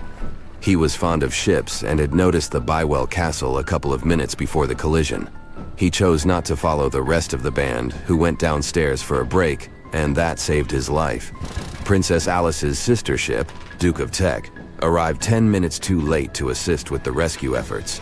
Only 2 people who had been below deck or in the saloon managed to survive the collision. We still don't know the total count of lives taken on that day, but it's somewhere between 650 and 700. And what makes this story even more tragic is that it has been mostly forgotten. Titanic sank on April 14, 1912, and all of the passengers' belongings and ship's paraphernalia went down into the deep, dark waters with it. These objects patiently waited to be discovered until 1985. Titanic sank fast, and there seemed to be almost nothing left from the ship. Yet divers in small submarines managed to retrieve plenty of artifacts from the wreckage. If you wonder what those surprising items look like, hey, join me. A number of museums have collections of Titanic items rescued by divers or donated by survivors and their relatives. And some of those items are even sold at auction. So if you're ready to spend a pretty penny on an exclusive artifact, hey, why not? The first artifact on my list is a pocket watch belonging to a Titanic passenger, John Chapman. John and his wife Elizabeth were on their honeymoon. When the ship hit the iceberg, Elizabeth was offered a seat on a lifeboat next to her friend Emily Richards. There was a problem, though. Mr. Chapman couldn't enter the lifeboat. Elizabeth turned to her friend Emily and said, "Farewell, If John can't go, I won't go either. Now, that's what I call true love. After a short time, the ship went under. If we step back and return to Chapman's pocket watch, we'll notice one more heartbreaking detail. Experts believe the watch stopped around the time the ship finally submerged. Do you remember the iconic scene in the Titanic movie where the ship's band continued to play while the ship was sinking? The violin, played by the real musician, was sold in an auction for $1.7 million in 2013. They say the band played Nearer My God to Thee as the ocean liner sank. Since we started talking about the band, we might as well shed light on a piece of music found on the ship. It was the song Put Your Arms Around Me, Honey. Considering the fact that paper gets ruined almost instantly when it meets with water, it's a miracle to see those documents. Another saved paper document is the lunch menu. The first-class passengers wore their beautiful dresses and enjoyed their meals without knowing that it was their last lunch. This unique item was auctioned for $122,000. Meals were offered based on class. For instance, a first-class passenger would eat roasted turkey with cranberry sauce, spring lamb, or baked haddock. In comparison, a third-class lunch consists of stuff like rice soup, fresh bread, roast beef, and brown gravy. There were also cabin biscuits, which the passengers would eat to diminish seasickness. It wasn't just the menu. A VIP ticket was also retrieved. The ticket number is still readable, 1342. Number 5 is Edwardian perfume samples. A chemist named Adolf Saalfeld stepped onto the Titanic with various perfume bottle samples. Why did he bring these samples with him? Well, Saalfeld planned to open a fragrance store in America. 61 vials of perfume sank with the ship. Luckily, their owner managed to survive and get there safely, but his samples sank and were only rediscovered some time ago by the divers. When we accidentally drop a plate, it usually shatters into pieces. Now, there's a question. Do you think an unbroken plate can be recovered from Titanic? The answer is yes. Original White Star tableware is proof. Apparently, each class of passengers didn't just get different meals, but was also served with different types of plates. The retrieved plates have a green and brown floral motif. The edges have a gold rim, and there's a logo in the center. By the way, they're sold at auction, and you can find them online. Let's carry on with touching personal stories. The love story of Rose and Jack that we see in the movie is fictional, but the ship surely witnessed many romantic tales. Here's a love letter to prove this. The messages tell us a story about how life was on the ship during the last few days. It was written by Kate Buss on April 10th. She mentioned how seasick she felt and other things, such as she was supposed to go to dinner in a half an hour. This letter wasn't the only letter divers took to the surface. For example, there's the letter Esther Hart wrote to her little daughter Ava. It was sold at auction for £119,000. This letter is probably the last letter written on board, since it was completed only 8 hours before the tragedy. The letter is not that damaged because it was in the pocket of Esther's husband's coat. Another letter we can mention is Dr. John Simpson's letter. Those words were the last words that he wrote to his mother. Let me introduce you to Edith Rosenbaum. She was on the ship with her lucky toy pig. Edith had been severely injured in an accident before she sailed on the big ship. The toy was a present from her mother as moral support for her recuperation process. It was actually a music box in the shape of a pig. Edith used it to calm frightened young people in the same lifeboat. The next item on the list is the scout whistle of Lillian Winifred Bentham. She was a second-class passenger. On that terrible night, Lillian was in her stateroom. She didn't believe that the Titanic could sink. After all, it was the unsinkable ship. Her friend came to her and convinced her to hop into a lifeboat. Only then did she realize how serious the situation was. Moments later, she saw the ship break into 2 parts. As the lifeboat floated into the night, Lillian saw a crewman who was also rescued. Without a second thought, she wrapped the man with her fur coat. It was freezing, so she probably saved the man's life by doing that. The young man wanted to thank her for her kindness, so he gave Lillian a scout whistle. It was the whistle he used throughout the night to call for help.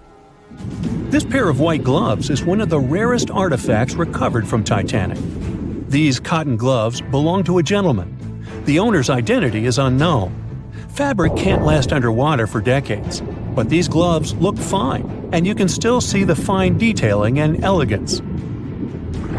An alarm bell has also been found. Yes, that's the famous bell, the one that rang to warn people about the iceberg. Frederick Fleet and Reginald Lee were on lookout duty the night of the accident. Both of them survived. Fleet was the one who saw the iceberg before the ship struck it. What's ironic is that Fleet and Lee didn't have access to binoculars. They were stored in a locker in the crow's nest, but the key to the locker was in the pocket of a crew member who was reassigned to another ship at the last minute and didn't leave the key. They could have seen the iceberg sooner if they had had pairs of binoculars. If they had had it, the Titanic could have gotten out of the way. Divers discovered not just belongings of passengers or the crew, but also pieces belonging to the ship itself.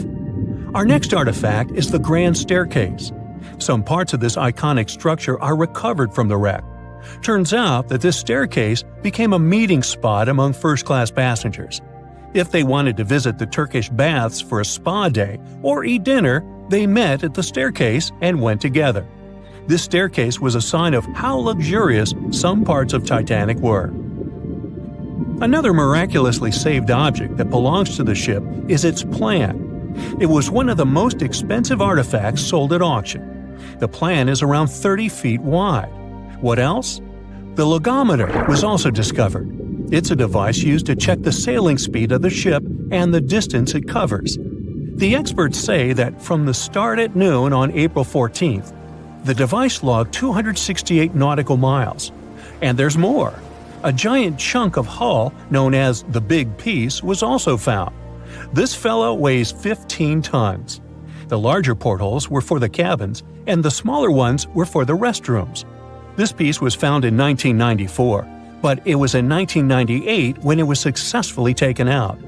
After all these years spent underwater, it was swarming with sea life. Still surprisingly, the portholes still had glass. Now, let's assume you were a diver and you could only take out one of these objects. Which one would you pick? They said it was the most technologically advanced ship. They said it was unsinkable. And when it sank, they made a movie about it. These were the main reasons why the Titanic disaster became world famous. But unfortunately, this is not the only large-scale shipwreck. And sadly, there have been cases much worse than the tragedy of the Titanic. One of them occurred on April 27, 1865. The Sultana steamboat carried passengers and cargo daily between St. Louis and New Orleans. It was a pretty large wooden boat with 3 decks and was 260 feet long and 70 feet wide, almost twice the size of a basketball court. The ship could carry about 350 passengers, but on that unfortunate day, more than 2,000 people were on it. On April 23rd, she was making a routine voyage from New Orleans when it broke down. Something was wrong with the boiler, so the vessel docked in Vicksburg for repairs. At the port, the ship's captain, James Cass Mason, found out about an excellent opportunity to earn a lot of money. All he needed to do was to transfer a large group of former prisoners to the north. The captain agreed to do it, but the problem was that the boiler required a lot of time to repair. Mason was afraid that his competitors would take the job, so he decided to sail despite the malfunction the ship had. He patched up the holes in the boiler instead of a big repair and invited all the ex-prisoners on board. So, there was a broken boiler, an excess number of passengers, a lack of lifeboats, and not the best river conditions. Also, the captain refused to send the ex-prisoners to the hold, so they were all with ordinary passengers. There were strong chances for a shipwreck, but the greedy desire to earn more money was stronger. The Sultana went on a voyage and sailed up the river for 2 days. At this time, one of the biggest Mississippi floods in history began. The river overflowed its shores because of the flood, with the water level rising several feet. all the trees on the shore disappeared, and only the tops were sticking out of the water. The ship sailed opposite this powerful current, making the boiler work too hard. On the evening of April 26th, the Sultana arrived in Memphis, Tennessee, and they loaded even more, 120 tons of sugar and 200 passengers. She got incredibly heavy. Around midnight, the ship continued its dangerous journey. The captain sailed to barges to load a shipment of coal. At 1 a.m., the vessel left the barge. At 2 a.m., the broken boiler, unable to withstand the load, suddenly exploded. The Sultana was just 7 miles north of Memphis. Few people survived that day. The problem was that passengers trying to escape from the fire jumped into a cold river with a strong current. The Sultana disaster is considered the most tragic shipwreck in the history of the United States. The exact number of those who didn't survive is still unknown. According to various sources, this number was from 961 to 1,800 people. Don't be surprised that almost no one knows this story. There were many more survivors in the Titanic tragedy, and everybody heard about it. But the Sultana sank during one high-profile event. 12 days before the shipwreck, the country lost Abraham Lincoln. People hadn't yet recovered from this news, so no one paid much attention to the tragedy of the Sultana. Many catastrophes happened quite recently by historical standards. One of them occurred in 2002. The ferry La Jula was a Senegalese vessel. The ferry sailed twice a week, mainly along the coast of Dakar, carrying passengers who traded mango and palm oil. It made daily voyages and never faced severe problems thanks to modern rescue equipment and good repair service. But one day, the ship's crew discovered a malfunction and sent the boat to port. For almost a year, La Jula was in a non-working condition, awaiting repairs. But it didn't get high-quality service. After poor maintenance, the ferry set off on its last voyage. On September 26, 2002, La Jula sailed between southern Senegal and Dakar, and at 11 p.m. headed toward Gambia, where a strong storm began. The wind raised high waves, but this wasn't critical for the large passenger ship unless the number of people on board didn't exceed the established norm. La Jula was supposed to carry about 500 passengers, but had many more people that day. Too many passengers, poor repairs, and a strong storm caused severe problems for the ship. But the main factor in the shipwreck was that La Jula was only built for sailing in coastal waters, but that day, it sailed far from the shore. Big waves started rocking the boat, and at some point, it just turned upside down. The ship's deck went underwater, and its lower part stuck above the surface like an iceberg. All the passengers sitting in cabins fell on the ceiling and lost their orientation in space. There were no holes or damage in the ship's hull, and water flooded the lower decks for a long time. The vessel stood in a twisted position for several hours. Then, the boat began to sink when the water seeped through the deck and hold. The ocean was warm, but no one came to save the passengers. People had to wait almost 4 days to be rescued. Unfortunately, only a few managed to survive. The Philippines is a very dangerous area for ships. This place consists of several thousand islands and a vast area with shallow water. Ships can run aground and damage the hull with reefs and pitfalls. On September 20th, 1987, one of the most terrible disasters in navigation history occurred there. A Philippine passenger ferry called Dona Paz left one of the islands and sailed toward Manila. The sun was shining, the ocean was calm, and the visibility was good. But for some reason, the crew members didn't notice how the tanker Vector was approaching them. The two ships collided at low speed. The collision wasn't strong, but the problem was that the Vector had tons of oil on board, and the Dona Paz crashed into the cargo hold where that oil was stored. So it spilled all over the ocean, and then a spark slipped through. Not only did the two ships catch fire, but also filled with water. Both ships sank in a matter of seconds. Only a few dozen people survived that disaster. On September 27, 1854, the passenger ship Arctic sailed from Liverpool to New York. The fog came rolling down, and visibility got really bad. Another boat appeared out of the thick white haze, the French steamer Vesta. The ships were close enough to each other that a collision was inevitable. The French vessel was smaller, so it seemed to the Arctic's captain that Vesta had received a lot of damage. And while he was staring at the other ship, his boat got quickly filled with water. The captain gave the order to sail to the shore as fast as possible, but the ship's engines stopped working because of the flood. Then the ship's crew started to lower lifeboats with women and kids.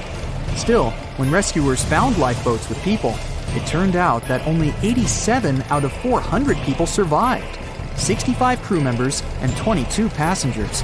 Surprisingly, there were only grown men among them. The ship's captain survived by clinging to the wreckage. All newspapers wrote about this story as one of the most terrible and shameful tragedies in navigation history. The survivors were criticized because they didn't save women and kids, and the crew members were accused of violating the law, since the safety of passengers should be higher than the safety of sailors. But despite this, none of them were brought to responsibility. Unfortunately, shipwrecks still occur to this day, but fortunately, there are fewer of them than before, thanks to modern navigation systems and radar. But no technology can guarantee there won't be a super strong storm or any other emergency that no one can foresee. The Royal Mail Ship, or RMS Titanic, easily the most famous steamship in history, was once the symbol of luxury and dreams that promised to come true.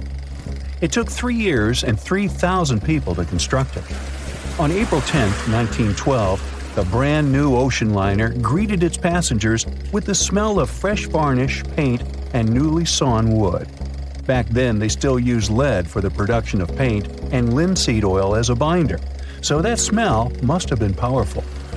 When it was fully operational, the giant vessel consumed around 850 tons of coal per day, and the passengers would also smell its fumes.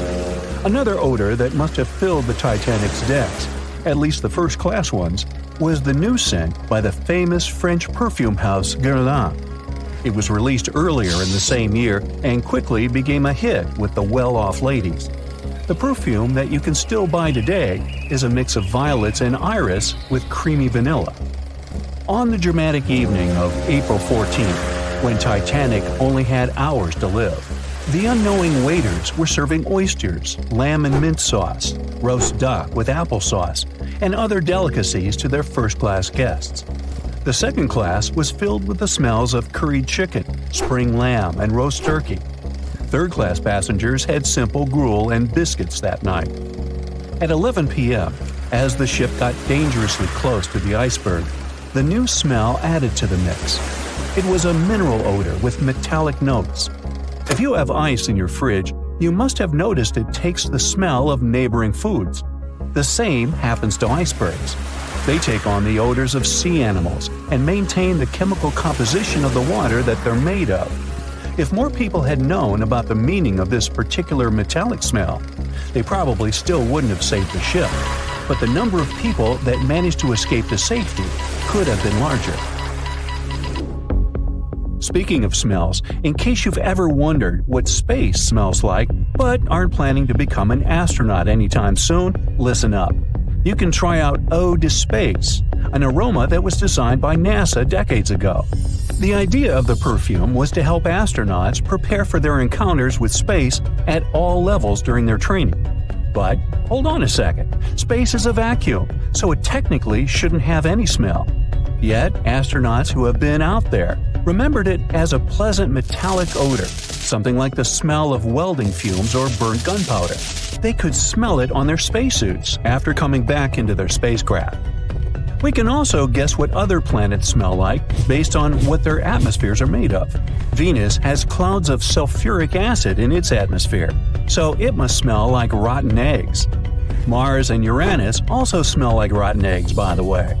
Each of the layers of Jupiter's atmosphere is made up of different chemicals. That's why it smells different depending on where you are. Some layers would greet you with a yummy aroma of bitter almonds or marzipan, and others, closer to the top, smell like cleaning products. The remaining planets of the solar system are unlikely to have a distinctive scent because they're mostly odorless gases in their atmospheres. As for our natural satellite, the Moon, the Apollo astronauts claim that its dust smells like gunpowder. The fragrance of fresh-cut grass makes regular mowing it nearly worth it. But did you know that the grass isn't having a great time while you're doing it? In fact, it's sort of screaming for help. And because grass can't scream out loud, it expresses discomfort by releasing a mix of smelly, volatile molecules. It does it to protect itself from insects. Caterpillars and other similar creatures just love to munch on sugary plant snacks. When you mow the grass, it releases jasmonic acid, among other things. It's sort of a signal to parasitic wasps that there is a caterpillar available. These creatures deal with the grass's offenders, and it can keep growing happily ever after. From the point of view of the grass, mowing is not much different from an insect attack, so it protects itself the best way it can. The rain has an easy-to-recognize powerful smell, also known as petrichor. But where does it come from? Turns out some plants secrete oils during drought. The rocks and soil accumulate those oils compounds, and when the raindrops hit, they mix with water and release into the air. Sometimes these oils combine with chemicals produced by bacteria living in the soil. The result of this cooperation is a musky odor you can smell in the woods or in your garden when you turn over the wet soil. Ozone also adds to the smell of rain, especially after thunderstorms. It happens when a lightning bolt's electrical charge splits oxygen and nitrogen molecules in the atmosphere, and they later recombine into ozone. One theory says we enjoy the aroma of rain so much because it's imprinted in our brains. Different cultures have always associated rain with something positive, and we could have inherited that perception. Now, chocolate fans, of which I am one, this is for you. There are flowers that smell exactly like your favorite treat. It's a product of a tropical plant, after all, and since it's impossible to recreate the exact magical scent chocolate has in a perfume, you can plant some chocolate flowers, also known as the green eye lyra leaves, in your garden. These flowers look like daisies with yellow petals around a deep red center.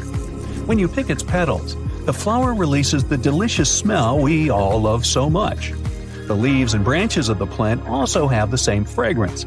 Now, in case I got you interested, you can find the flower in dry soils of Arizona, Texas, Colorado, and other states with similar climates. It blooms all year, and the aroma is strongest on warm days. The bear cat, also known as the biturong, does not only look super cute, but also smells like buttered popcorn. Biturongs prefer to stay alone and use their aroma to mark their territory and find potential partners when they have to. Scientists tried to figure out the secret of their unusual smell and suggested it could come from secretions from the scent glands under the animal's tail. Further research showed that the popcorn smell comes from the bear cat's urine. After the animal answers nature's call, it leaves a scent trail in the trees with its tail that often gets soaked. But if the real popcorn only releases its amazing smell when it's popping under heat, how do bear cats manage to do it without a microwave? Well, the answer could be in their diet, or more likely, in the bacteria that come in contact with the animal's natural fluid. Durian is a fruit popular in Southeast Asia that smells sweet and nice to some people, but to the majority, it's a mix of rotten onions and sweaty socks. The stench is so powerful that it's banned on public transportation and hotels in some countries. The secret of durian is its 44 odor-active components. The mix is so complex that you can never tell what it's going to smell like. And despite that horrible smell, durian is considered a delicacy and is used to make mostly sweet dishes like cakes and candy. There was a smelly incident involving durian at a library in Australia. The smell of rotting fruit in a cupboard has spread across the entire building through the air conditioning system. They mistook it for gas leakage and had to evacuate around 500 students and teachers. Well, that stinks. And finally, if you've ever been to natural hot springs or went to see some geysers, you'll never forget the smell of hydrogen sulfide, or less poetically, rotten eggs. It's actually not only yucky but also highly flammable, but it can also be quite useful. Most households in Iceland use geothermal springs as a source of hot water. Although it doesn't smell fresh, it's perfectly safe to drink, and the smell doesn't stay on your body after you take a shower. So there. "I'll never let go, Jack. I'll never let go," said Rose. Then she did let go, and the whole movie theater burst into tears. It happened when Titanic came out in 1997. Alright, who am I kidding? It's really hard not to cry when you watch this scene for the 10th, 20th, and 50th time almost 30 years later. But did this great love story happen in real life? Or did James Cameron just invent it for some good drama? As much as I don't want to disappoint you, Jack and Rose never fell in love on board the real Titanic. There was a real Jay Dawson on the luxurious ocean liner, but he was a crew member, and his full name was Joseph. The real-life inspiration for Rose was the American artist Beatrice Wood.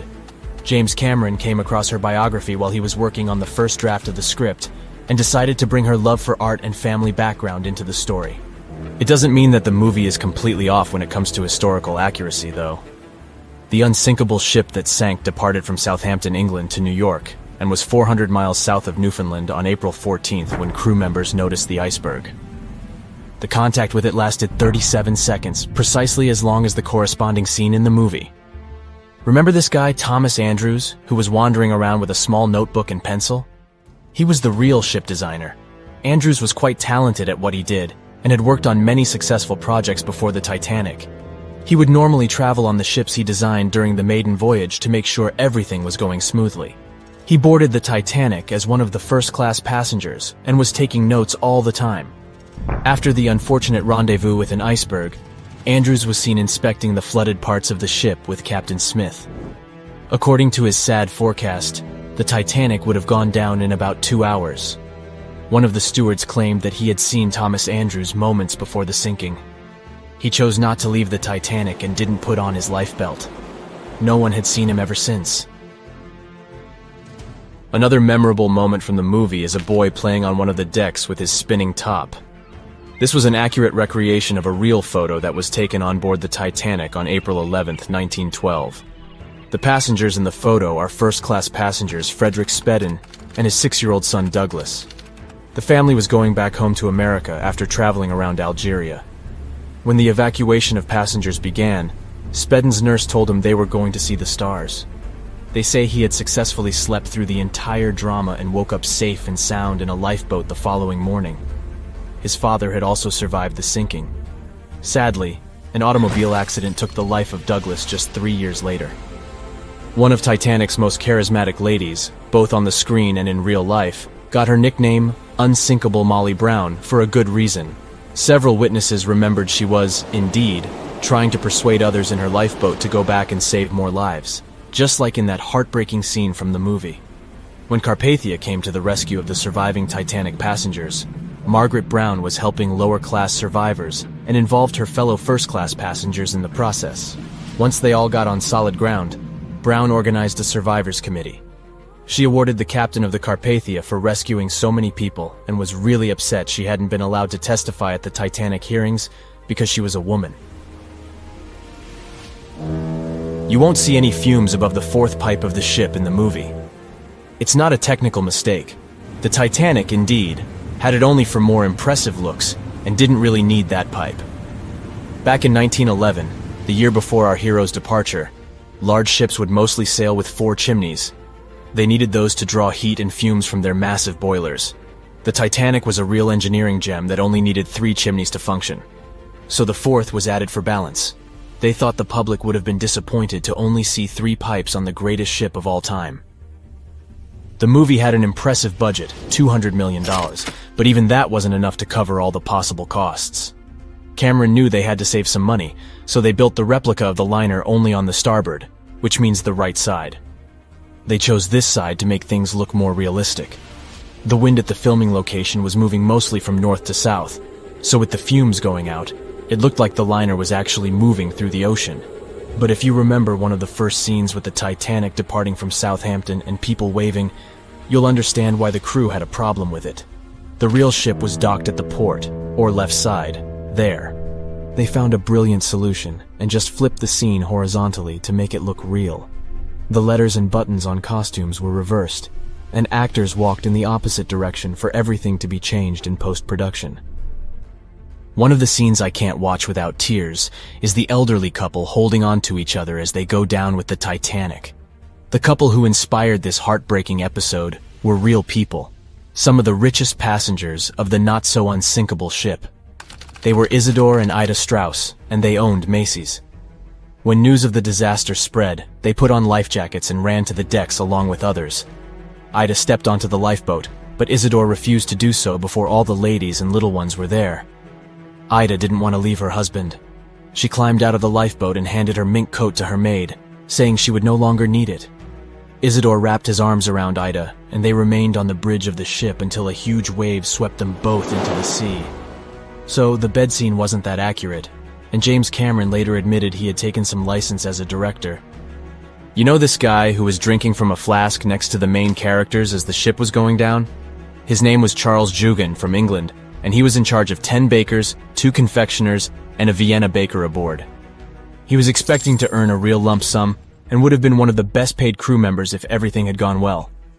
The night the Iceberg hit, Johan was off duty, taking a rest in his bunk. He immediately woke up and sent his bakers to deliver bread to lifeboats. He then returned to his room for a drink. Once he came back on the deck, he helped others get in his assigned lifeboat. There was no more room for Charles inside, so he ended up on the outside of the rails of the ship. Finally, when the Titanic submerged, he just swam away, and as the sun rose again, he found one of the lifeboats and was rescued by Carpathia. The contents of the flask must have helped him survive. The well-dressed man who decided to stay on the Titanic forever was American businessman Benjamin Guggenheim. That last name probably sounds familiar, and yes, he was from that famous family.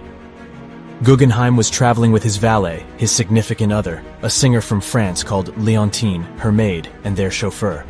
They all boarded the Titanic in France during one of the short stops it made after leaving Southampton. When disaster struck, Benjamin was helping the ladies get in their lifeboat.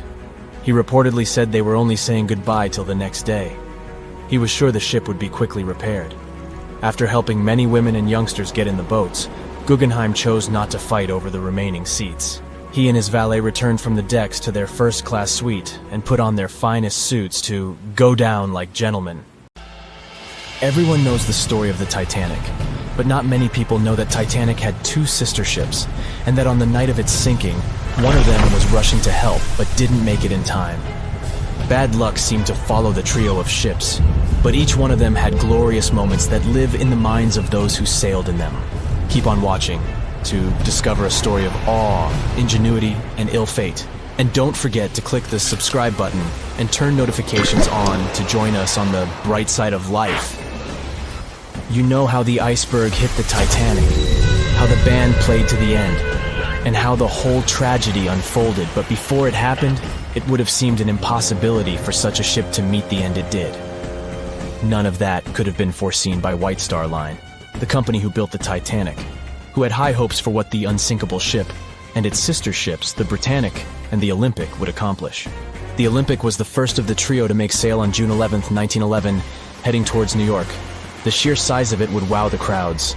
The Olympic's maiden voyage went without incident, and a crowd of 8,000 people in New York got to explore its luxurious accommodations while it was docked there. There were high expectations for the massive ship, but just around 2 months later, the Olympic crashed with the HMS Hawke. The Hawke got the brunt of the damage, as the bow was left flat as a pancake. After the crash, the Olympic made its way slowly back to Belfast, where the Titanic was being constructed. On the dock, people could see the 2 enormous ships side by side, as parts of the Titanic were used to put the Olympic back in shape. A rare sight to behold. And on April 14, 1912, the Titanic hit an iceberg, and minutes later, the crew radioed nearby ships for help. That night, the Olympic was returning from New York when it received the distress signal. The ship turned around and rushed at full speed towards the Titanic. but they were so far away that they would have arrived next night. At some point during the early hours of April 15th, 1912, the crew of the Olympic decided they wouldn't make it in time and stopped course. The survivors of the Titanic were eventually rescued by the Carpathia. Olympic was set up with lifeboats for all crew and passengers after the Titanic sank. It went from having 20 lifeboats to 64. Changes were also made to the watertight bulkheads, and an extra hull to construct a type of double hull was installed. It was determined that a double hull would have kept the Titanic from sinking. For several years, Olympic was used in the war effort against Germany. Throughout the years, Olympic carried over 200,000 passengers, which included thousands of Americans fleeing from Europe and troops battling during World War I. One of the most significant moments for this ship was when it struck a German submarine and sank it. It was discovered that the submarine was preparing to fire a torpedo on the Olympic before Olympic rammed it. The Olympic ended up sailing the seas for 3 decades, which earned her the nickname of the Old Reliable, despite some previous accidents. It went on to help the survivors on the HMS Audacious when it was sinking, and do what it couldn't for its sister, Titanic. Eventually, bad luck caught up with the Olympic. The ship crashed with the Nantucket Lightship, and the crash signaled the beginning of the end. Beaten up, and after years of service, the Olympic was demolished and scrapped for parts. The Old Reliable saw many years of service and thousands of passengers, but the Britannic's journey was shorter-lived. When the Titanic sank, White Star Line was faced with a problem since they already had another enormous ship in the works. White Star Line began construction on the HMHS Britannic on November 30th, 1911, around 4 months before the Titanic sank.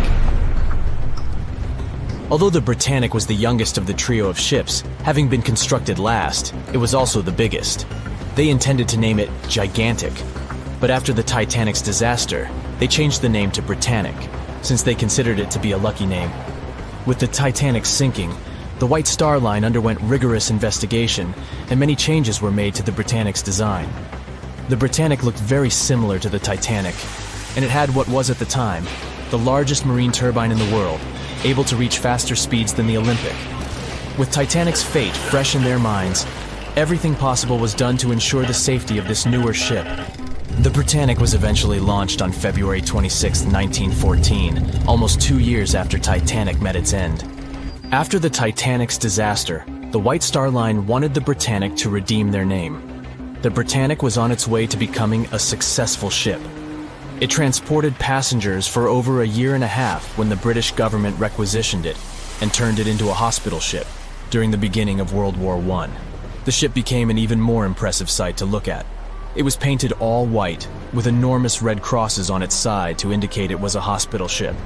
One of the ship's surgeons, Dr. J.T.H. Beaumont, thought of it as the most wonderful hospital ship that ever sailed the seas. It could treat as many as 3,309 patients at once. This is how the Britannic became His Majesty's Hospital Ship, or HMHS Britannic. Though the sight of this magnificent ship must have put a smile on a wounded soldier's face or two, the Britannic didn't operate for long. Just a year after it was turned into a hospital ship, the Britannic was making its way through the Aegean Sea to pick up wounded soldiers, when it was struck by a loud explosion. The passengers didn't know what had happened, but headed to the deck to disembark. It is unclear what hit the Britannic, but the general consensus is that it was struck by a mine left by a German U-boat, though some still believe a torpedo hit it. The captain tried to move the ship to a beach close by, but the ship was sinking fast. In the desperation, against the captain's orders, several crew members launched lifeboats and disembarked. But since the ship was moving and the propellers working, the lifeboats were sucked and destroyed by the propellers. Though so much effort had gone in to ensure the Britannic was safer than the Titanic, whatever explosion occurred left the Britannic in the same dire condition as the Titanic in just 10 minutes. In a cruel twist of fate, it also sank in the ocean. Unlike Titanic's enormous death toll, only 30 people perished in the sinking of the Britannic, and over 1,000 survived. So many people survived because the accident happened in the morning, when the temperature of the water was warmer and the Greek island Kea was close by to offer help. In the end, the Britannic only sailed the seas for over 2.5 years. The bad luck that followed the Titanic and the Britannic and the accidents and demise of the Olympic was remarkable. But what was most impressive is that there was a woman who sailed on all 3 ships and survived. Violet Jessup was a crew member and nurse aboard the ships. She was there when the Olympic collided with the HMS Hawk in 1911 and disembarked safely. 2 years later, she escaped the sinking of the Titanic in lifeboat number 16, and she showed some women it was safe to board the lifeboats. You'd imagine that would be enough to keep her from ever getting on a boat again, but not for her. A few years later, she served as a nurse in the Britannic while it was used as a hospital ship. When the explosion occurred, Violet jumped overboard, was pulled under by the water, and hit her head on the keel but survived. Can you imagine her experience? She must have had nerves of steel. All in all, the trio of ships saw journeys of triumph and tragedy. Ill fate might have followed them, but all the survivors were left with incredible stories to tell. So tell us, Brightsiders, would you have liked to have seen any of these ships in real life? Let us know in the comments section. Don't forget to give this video a like, share it with your friends, and click subscribe to stay on the bright side. Bet you never heard this story about the Titanic. So, this massive luxury ocean liner was heading out of Southampton on its first voyage to New York with over 2,000 passengers and crew on board. I'll spare you the details for now. You know how it all went down. Since there were a lot of things that went wrong during its short lifespan, some couldn't help but wonder, was it really bad luck? Or was there some mysterious force behind the ruckus? Well, for starters, right as it was leaving the harbor, the Titanic nearly crashed into another ship, called the SS New York. How did that happen? Well, 6 tugboats had to pull the massive Titanic into the river to begin its journey. Captain Smith was in charge, but let's be honest, he probably needed a few more cups of coffee before making any big decisions. So, as the Titanic was speeding along, minding her own business, she passed the New York and the Oceanic ships.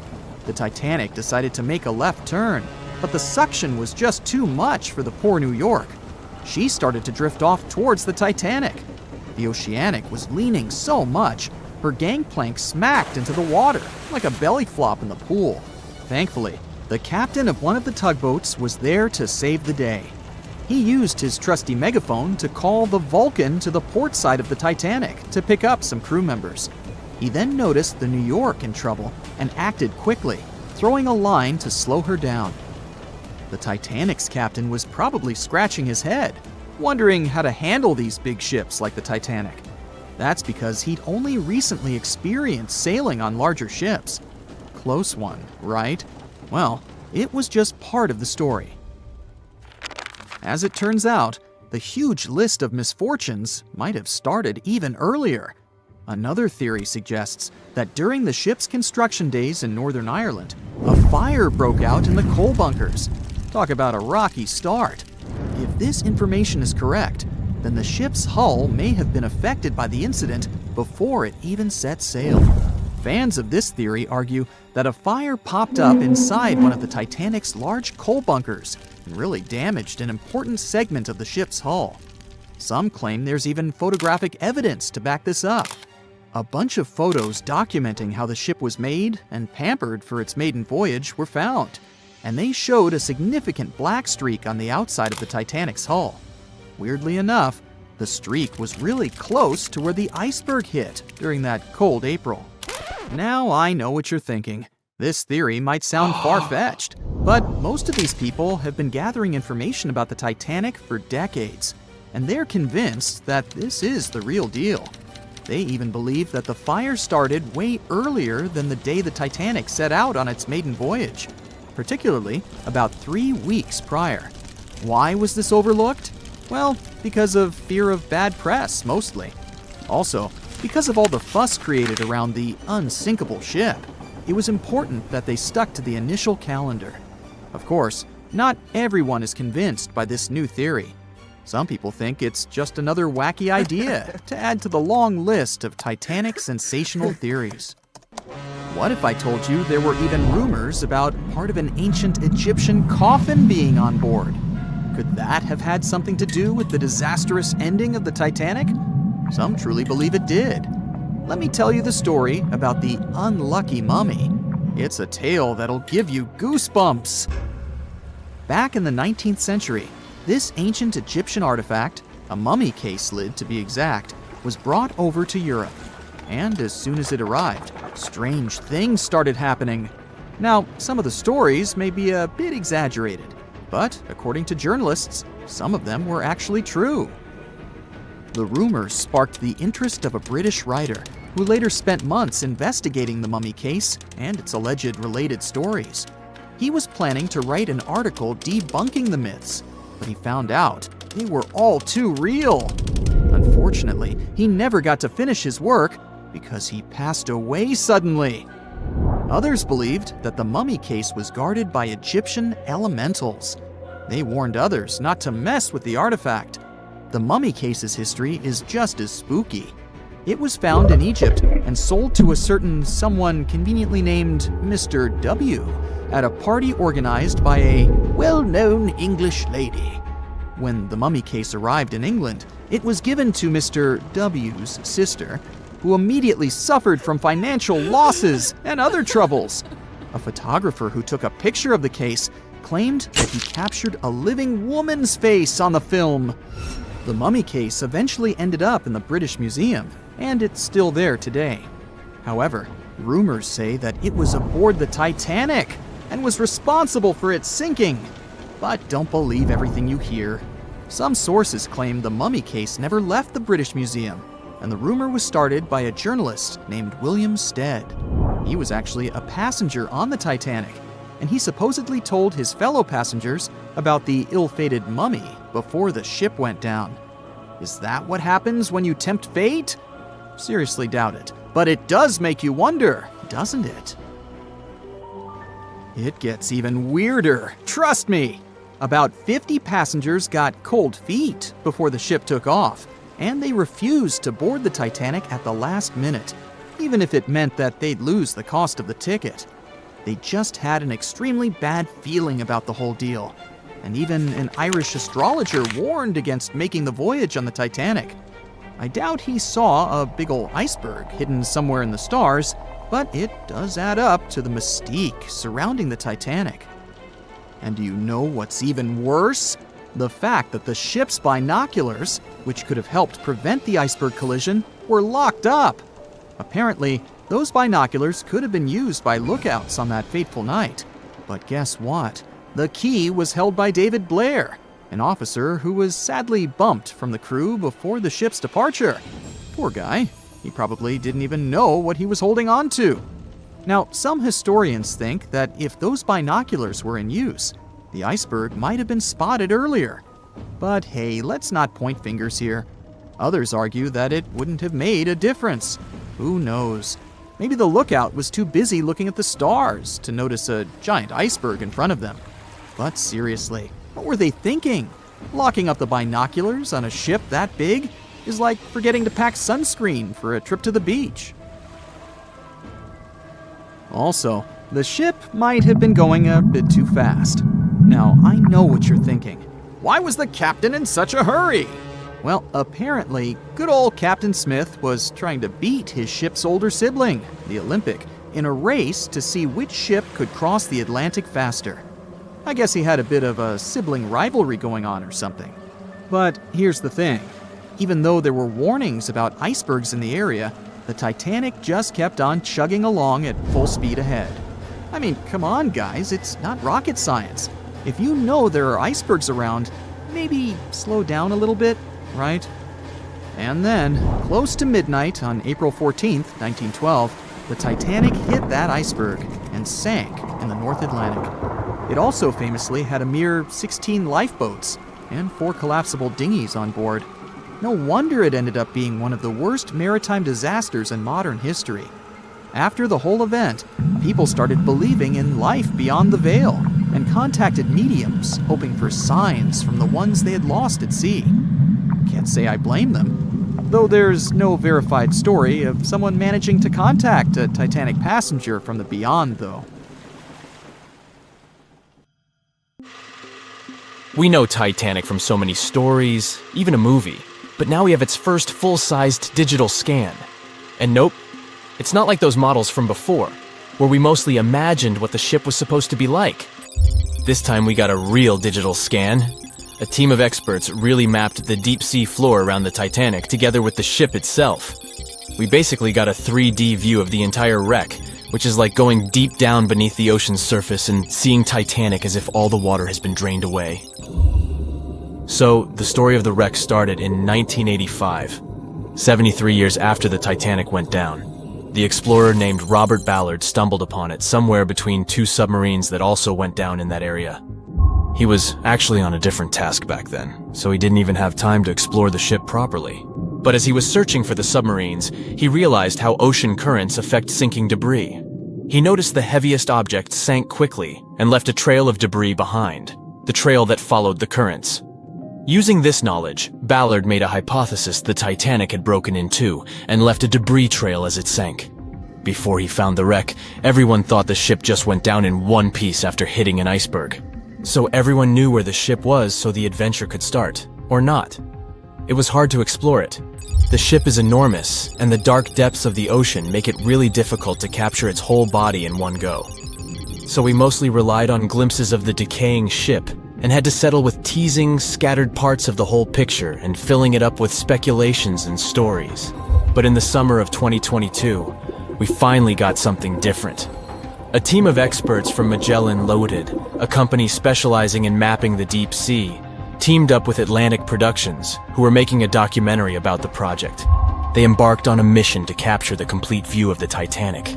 They used submersibles. Those are vehicles that go underwater, remotely controlled by a team of skilled explorers. These submersibles dove deep into the ocean. It wasn't an easy job. They spent over 200 hours collecting information about the entire length and breadth of the wreck. It was like a real-life treasure hunt.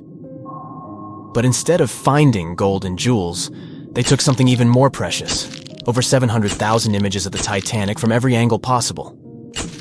Yup, they took photos of every tiny part of the ship, even the not-so-interesting bits most of us would usually skip. Even mapping the muddy parts was an important part, because it helped fill in the gaps between the more exciting things they discovered. And this was a way for all of us to finally get a detailed 3D reconstruction.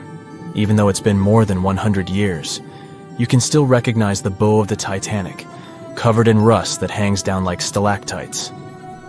On top of the bow is the boat deck, where a big hole gives us a glimpse into the empty space where the grand staircase once stood, like a window into the ship's glamorous past.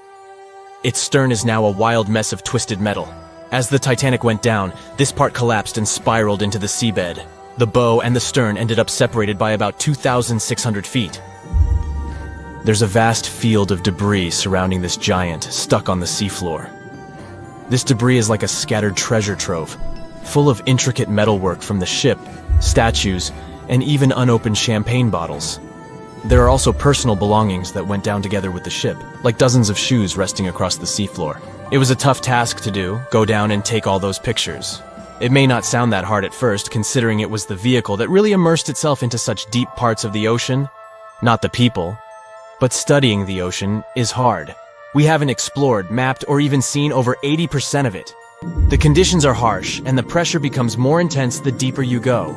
And their vehicle had to dive down to nearly 13,120 feet below the surface. That's like 12 Eiffel Towers stacked on top of each other. Plus, you have strong currents in that area, so it was probably like trying to navigate through a watery maze. And submersibles weren't supposed to touch anything. Even the slightest wrong step can damage the wreck that was already so fragile. It seems like the Titanic is frozen in time, so it will always be there waiting for us. But in reality, it's slowly disappearing. It's pretty obvious that the ocean water ruined it considering how long it has been down there. But it's not just that. The wreck itself has become a home for a specific type of Bacteria halomonas titanicae that even got named after the famous ship. These bacteria have a special ability. They can survive inside rusty formations known as rusticles. They kind of look like icicles, those spikes of ice that form when water falls from something and freezes. These bacteria have a taste for iron, which is abundant in the ship's hull. For them, it's like a real buffet down there. And as time goes by, these bacteria will keep eating away at the iron in the ship, bit by bit, until one day the feast comes to an end and the whole ship is gone. It's like a slow but steady recycling process. So this 3D model we got because of the hardworking team and technology comes at the best time because we never know how much time we have left with exploring the famous wreck. This time we might even understand the collision with the iceberg better. You know how movies always show the Titanic hitting the iceberg on its right side? Well, we can't even be certain about that. The scans could help us figure out if the ship actually grounded on the iceberg, like getting stuck on it. We can study the stern and analyze how the Titanic struck the seafloor. That will also help us understand what really happened during the sinking. Maybe we'll get a chance to discover if there was really a strong fire that sealed the fate of the Titanic. One theory says that the coal fire had been raging for a whole 3 weeks before the ship even took its first and last trip. And this could have made its hull weaker, which means most of the work was done. The iceberg just delivered the final blow, if there even was an iceberg, as some people wonder. There's an alternative theory they suggested where the Titanic may have actually hit a hidden mass of pack ice instead of a typical iceberg. Pack ice is made up of large sheets of ice that float near the ocean's surface and can be difficult to spot. They believe this pack ice might have drifted into the Atlantic from the Arctic Ocean. According to one professional mariner, Captain L.M. Collins, that stands up with that idea. If the Titanic had struck a regular iceberg, the ship would have sunk much more quickly than it did. And since the Titanic managed to stay on the surface for a relatively long period of time, less than 3 hours, maybe this was a different type of collision. The mariner also said there are differences in what people said they saw when the Titanic sank. He thinks these differences might be because of optical illusions. In this case, when people were looking at the ocean that night, the way the light was reflecting and the conditions at sea might have made things appear closer or distorted. So when they saw something in the water, it might not have been exactly what they thought it was. Whether it was an iceberg or something else. Binoculars might have helped the crew members to spot the potential danger, but unfortunately, they didn't have any. It appears they were locked inside a cabinet, and no one knew where the key was.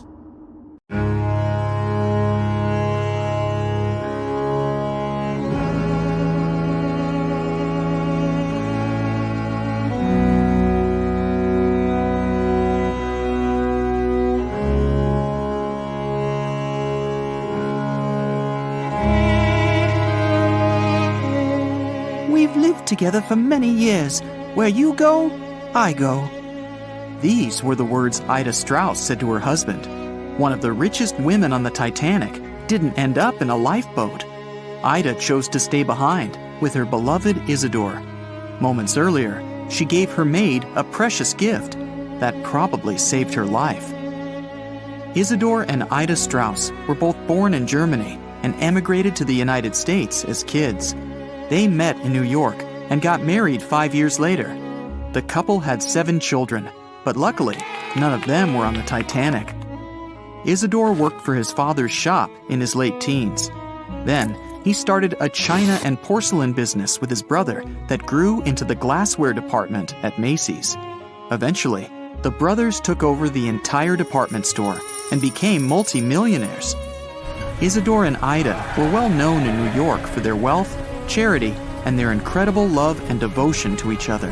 Whenever Isidore went on a business trip around the States or to Europe, his wife would go with him. When she couldn't, they'd write long letters to each other every day. The couple visited their native Germany every now and again too. In 1912, they escaped the bone-chilling New York winter and headed for Europe. By that time, they'd already been married for 40 years. They mostly spent time in sunny southern France and also stopped by Isidore's hometown. In early April, it was time for them to sail back home to New York. They normally traveled on one of those huge German liners they had back then. This time, though, everyone was talking about the new luxury liner, the RMS Titanic. They couldn't resist it and immediately bought up some sweet first-class tickets. On April 10th, they boarded the newest ship of the White Star Line. This was going to be great. Ida and Isidore scored one of the 39 private suites at the top of the ship. The tickets cost around $100,000 in today's money. Some of the richest people in the world were staying next to them. The Strausses spent their evenings dining in front of a live orchestra. in a hall filled with fancy furniture and expensive wooden paneling. They played chess and backgammon, visited the gym, the swimming pool, even checked out the on-deck squash courts. The luxury didn't last long, though. On the night of April 14th, the ship had its run-in with the most famous iceberg in history. It felt like a slight tremor, a little rumble, that's it. Nobody realized they were in any kind of danger. Passengers even started throwing snowballs made from the chunks of ice that had fallen on the deck. The ship officers told everyone they'd be fine. Moments later, Captain Edward Smith announced it was time to put those life jackets on and get into the lifeboats. All 20 of them were stored on the upper deck. They could have had more, but the ship's designers thought it would make the deck look too messy. There was actually a lifeboat drill scheduled for that day, but instead, they had the real thing. Pretty much only first-class passengers were going to be getting on those lifeboats. The Strausses left their private suite and waited for instructions from the crew. A lot of them were still confident. They told the passengers not to lose their passes, they'd need them when everyone got back on board. That was never going to happen. The ship was going under. The crew announced that women and children would board first. The Strausses were standing next to Lifeboat 8. Mr. Strauss, who was 67 at the time, was offered a seat with his wife because of his age. He refused it, saying he was not too old to sacrifice himself for a woman. He wanted to wait and make sure no women and children were left behind. Ellen Bird, Ida's new maid, hesitated before getting on the lifeboat, but Ida told her to go. There was still room for Ida, and the other first-class women were yelling to her to join them. It took about 10 minutes to load each boat. That's how long Ida had to choose her destiny. She took off her beautiful mink coat and handed it to her shivering maid. Ida said she wouldn't be needing it anymore. But the lifeboat wouldn't leave without her. Sailors tried to grab her and force her on the boat. Meanwhile, the Titanic's orchestra was still playing some pretty upbeat music in the background. Crazy. Ida dodged the sailors' hands and stayed on deck. Isidore was begging for her to go. She refused to leave him, no matter what. All the survivors in Lifeboat 8 remembered her final words about true love in the face of tragedy. "We've lived together for many years. Where you go, I go." It took a whole hour for the first lifeboat to splash down into the icy water. The last memory of the Titanic for many passengers was Isidore and Ida standing arm in arm on deck. More than 200 first-class passengers survived. Some of them said the Strausses sat down peacefully in 2 deck chairs, holding hands, just waiting. The 25 passengers on Lifeboat 8 spent the rest of the night rowing to safety. They were chasing what they thought were the lights of a ship. It turned out the rescue boat showed up from the opposite direction. They were lucky to be found at all. Many of the passengers, including Ellen Bird, shared the story of Ida and Isidore with reporters, saying it was their most important memory from that horrible night. A month later, around 30,000 people went to their memorial service. Even the mayor of New York showed up. No one seemed surprised the couple gave up their lives for others. Ellen Bird tried to give the famous mink coat back to the Strauss family, but they asked her to keep it in memory of Ida. The only thing that was with the Strausses that night that still exists is a gold and onyx locket. Isidore had it on his pocket watch. The locket had 2 photos in it, one of their oldest son and one of their oldest daughter. The locket was sealed so tight, the photos never got wet. Some of the jewelry from the Titanic stayed intact, even after 70 years. The 1985 expedition found necklaces, rings, brooches, cufflinks, all that kind of stuff. One rusty pocket watch they found had stopped at 1:45 a.m. That was about the time the ship went under. A book collector on the Titanic made sure his mother and her maid got into a lifeboat. He wasn't so lucky. In his luggage was a rare 400-year-old book. This collector was going back to New York after a successful book hunting trip. That little book's lying on the ocean floor somewhere. along with the 7 million pieces of mail the Titanic was transporting. One letter was written by a first-class passenger to his mother the day before the Titanic went down. It was the only letter written on board that survived the icy Atlantic. It was found folded up in a notebook inside a pocket. Another first-class passenger was a German-born chemist. He was traveling to New York to start his own perfume shop. All that was left of him was a bag full of perfume samples. As the Titanic was sinking, violinist Wallace Hartley and his orchestra kept playing to the very end. When Hartley realized he wasn't going to make it, he decided to save the most precious thing he had, his violin. He put it in a leather bag so it would float. 10 days later, they found the violin, damaged by water. His fiancée kept it, and years later, it was sold at auction for $1.7 million. It's still one of the most important Titanic artifacts. The 5 grand pianos on board weren't so lucky. They're still down there somewhere. Divers did manage to recover one piece of sheet music, though. It was a song from a Broadway play. It was still readable, even after more than 70 years underwater. The only car on the Titanic would probably be worth millions today. The Renault CB Coupe belonged to a first-class passenger, William Carter. Obviously, it didn't survive. Carter and his family did survive that horrible night, and even submitted a $5,000 insurance claim on the car. Well, it was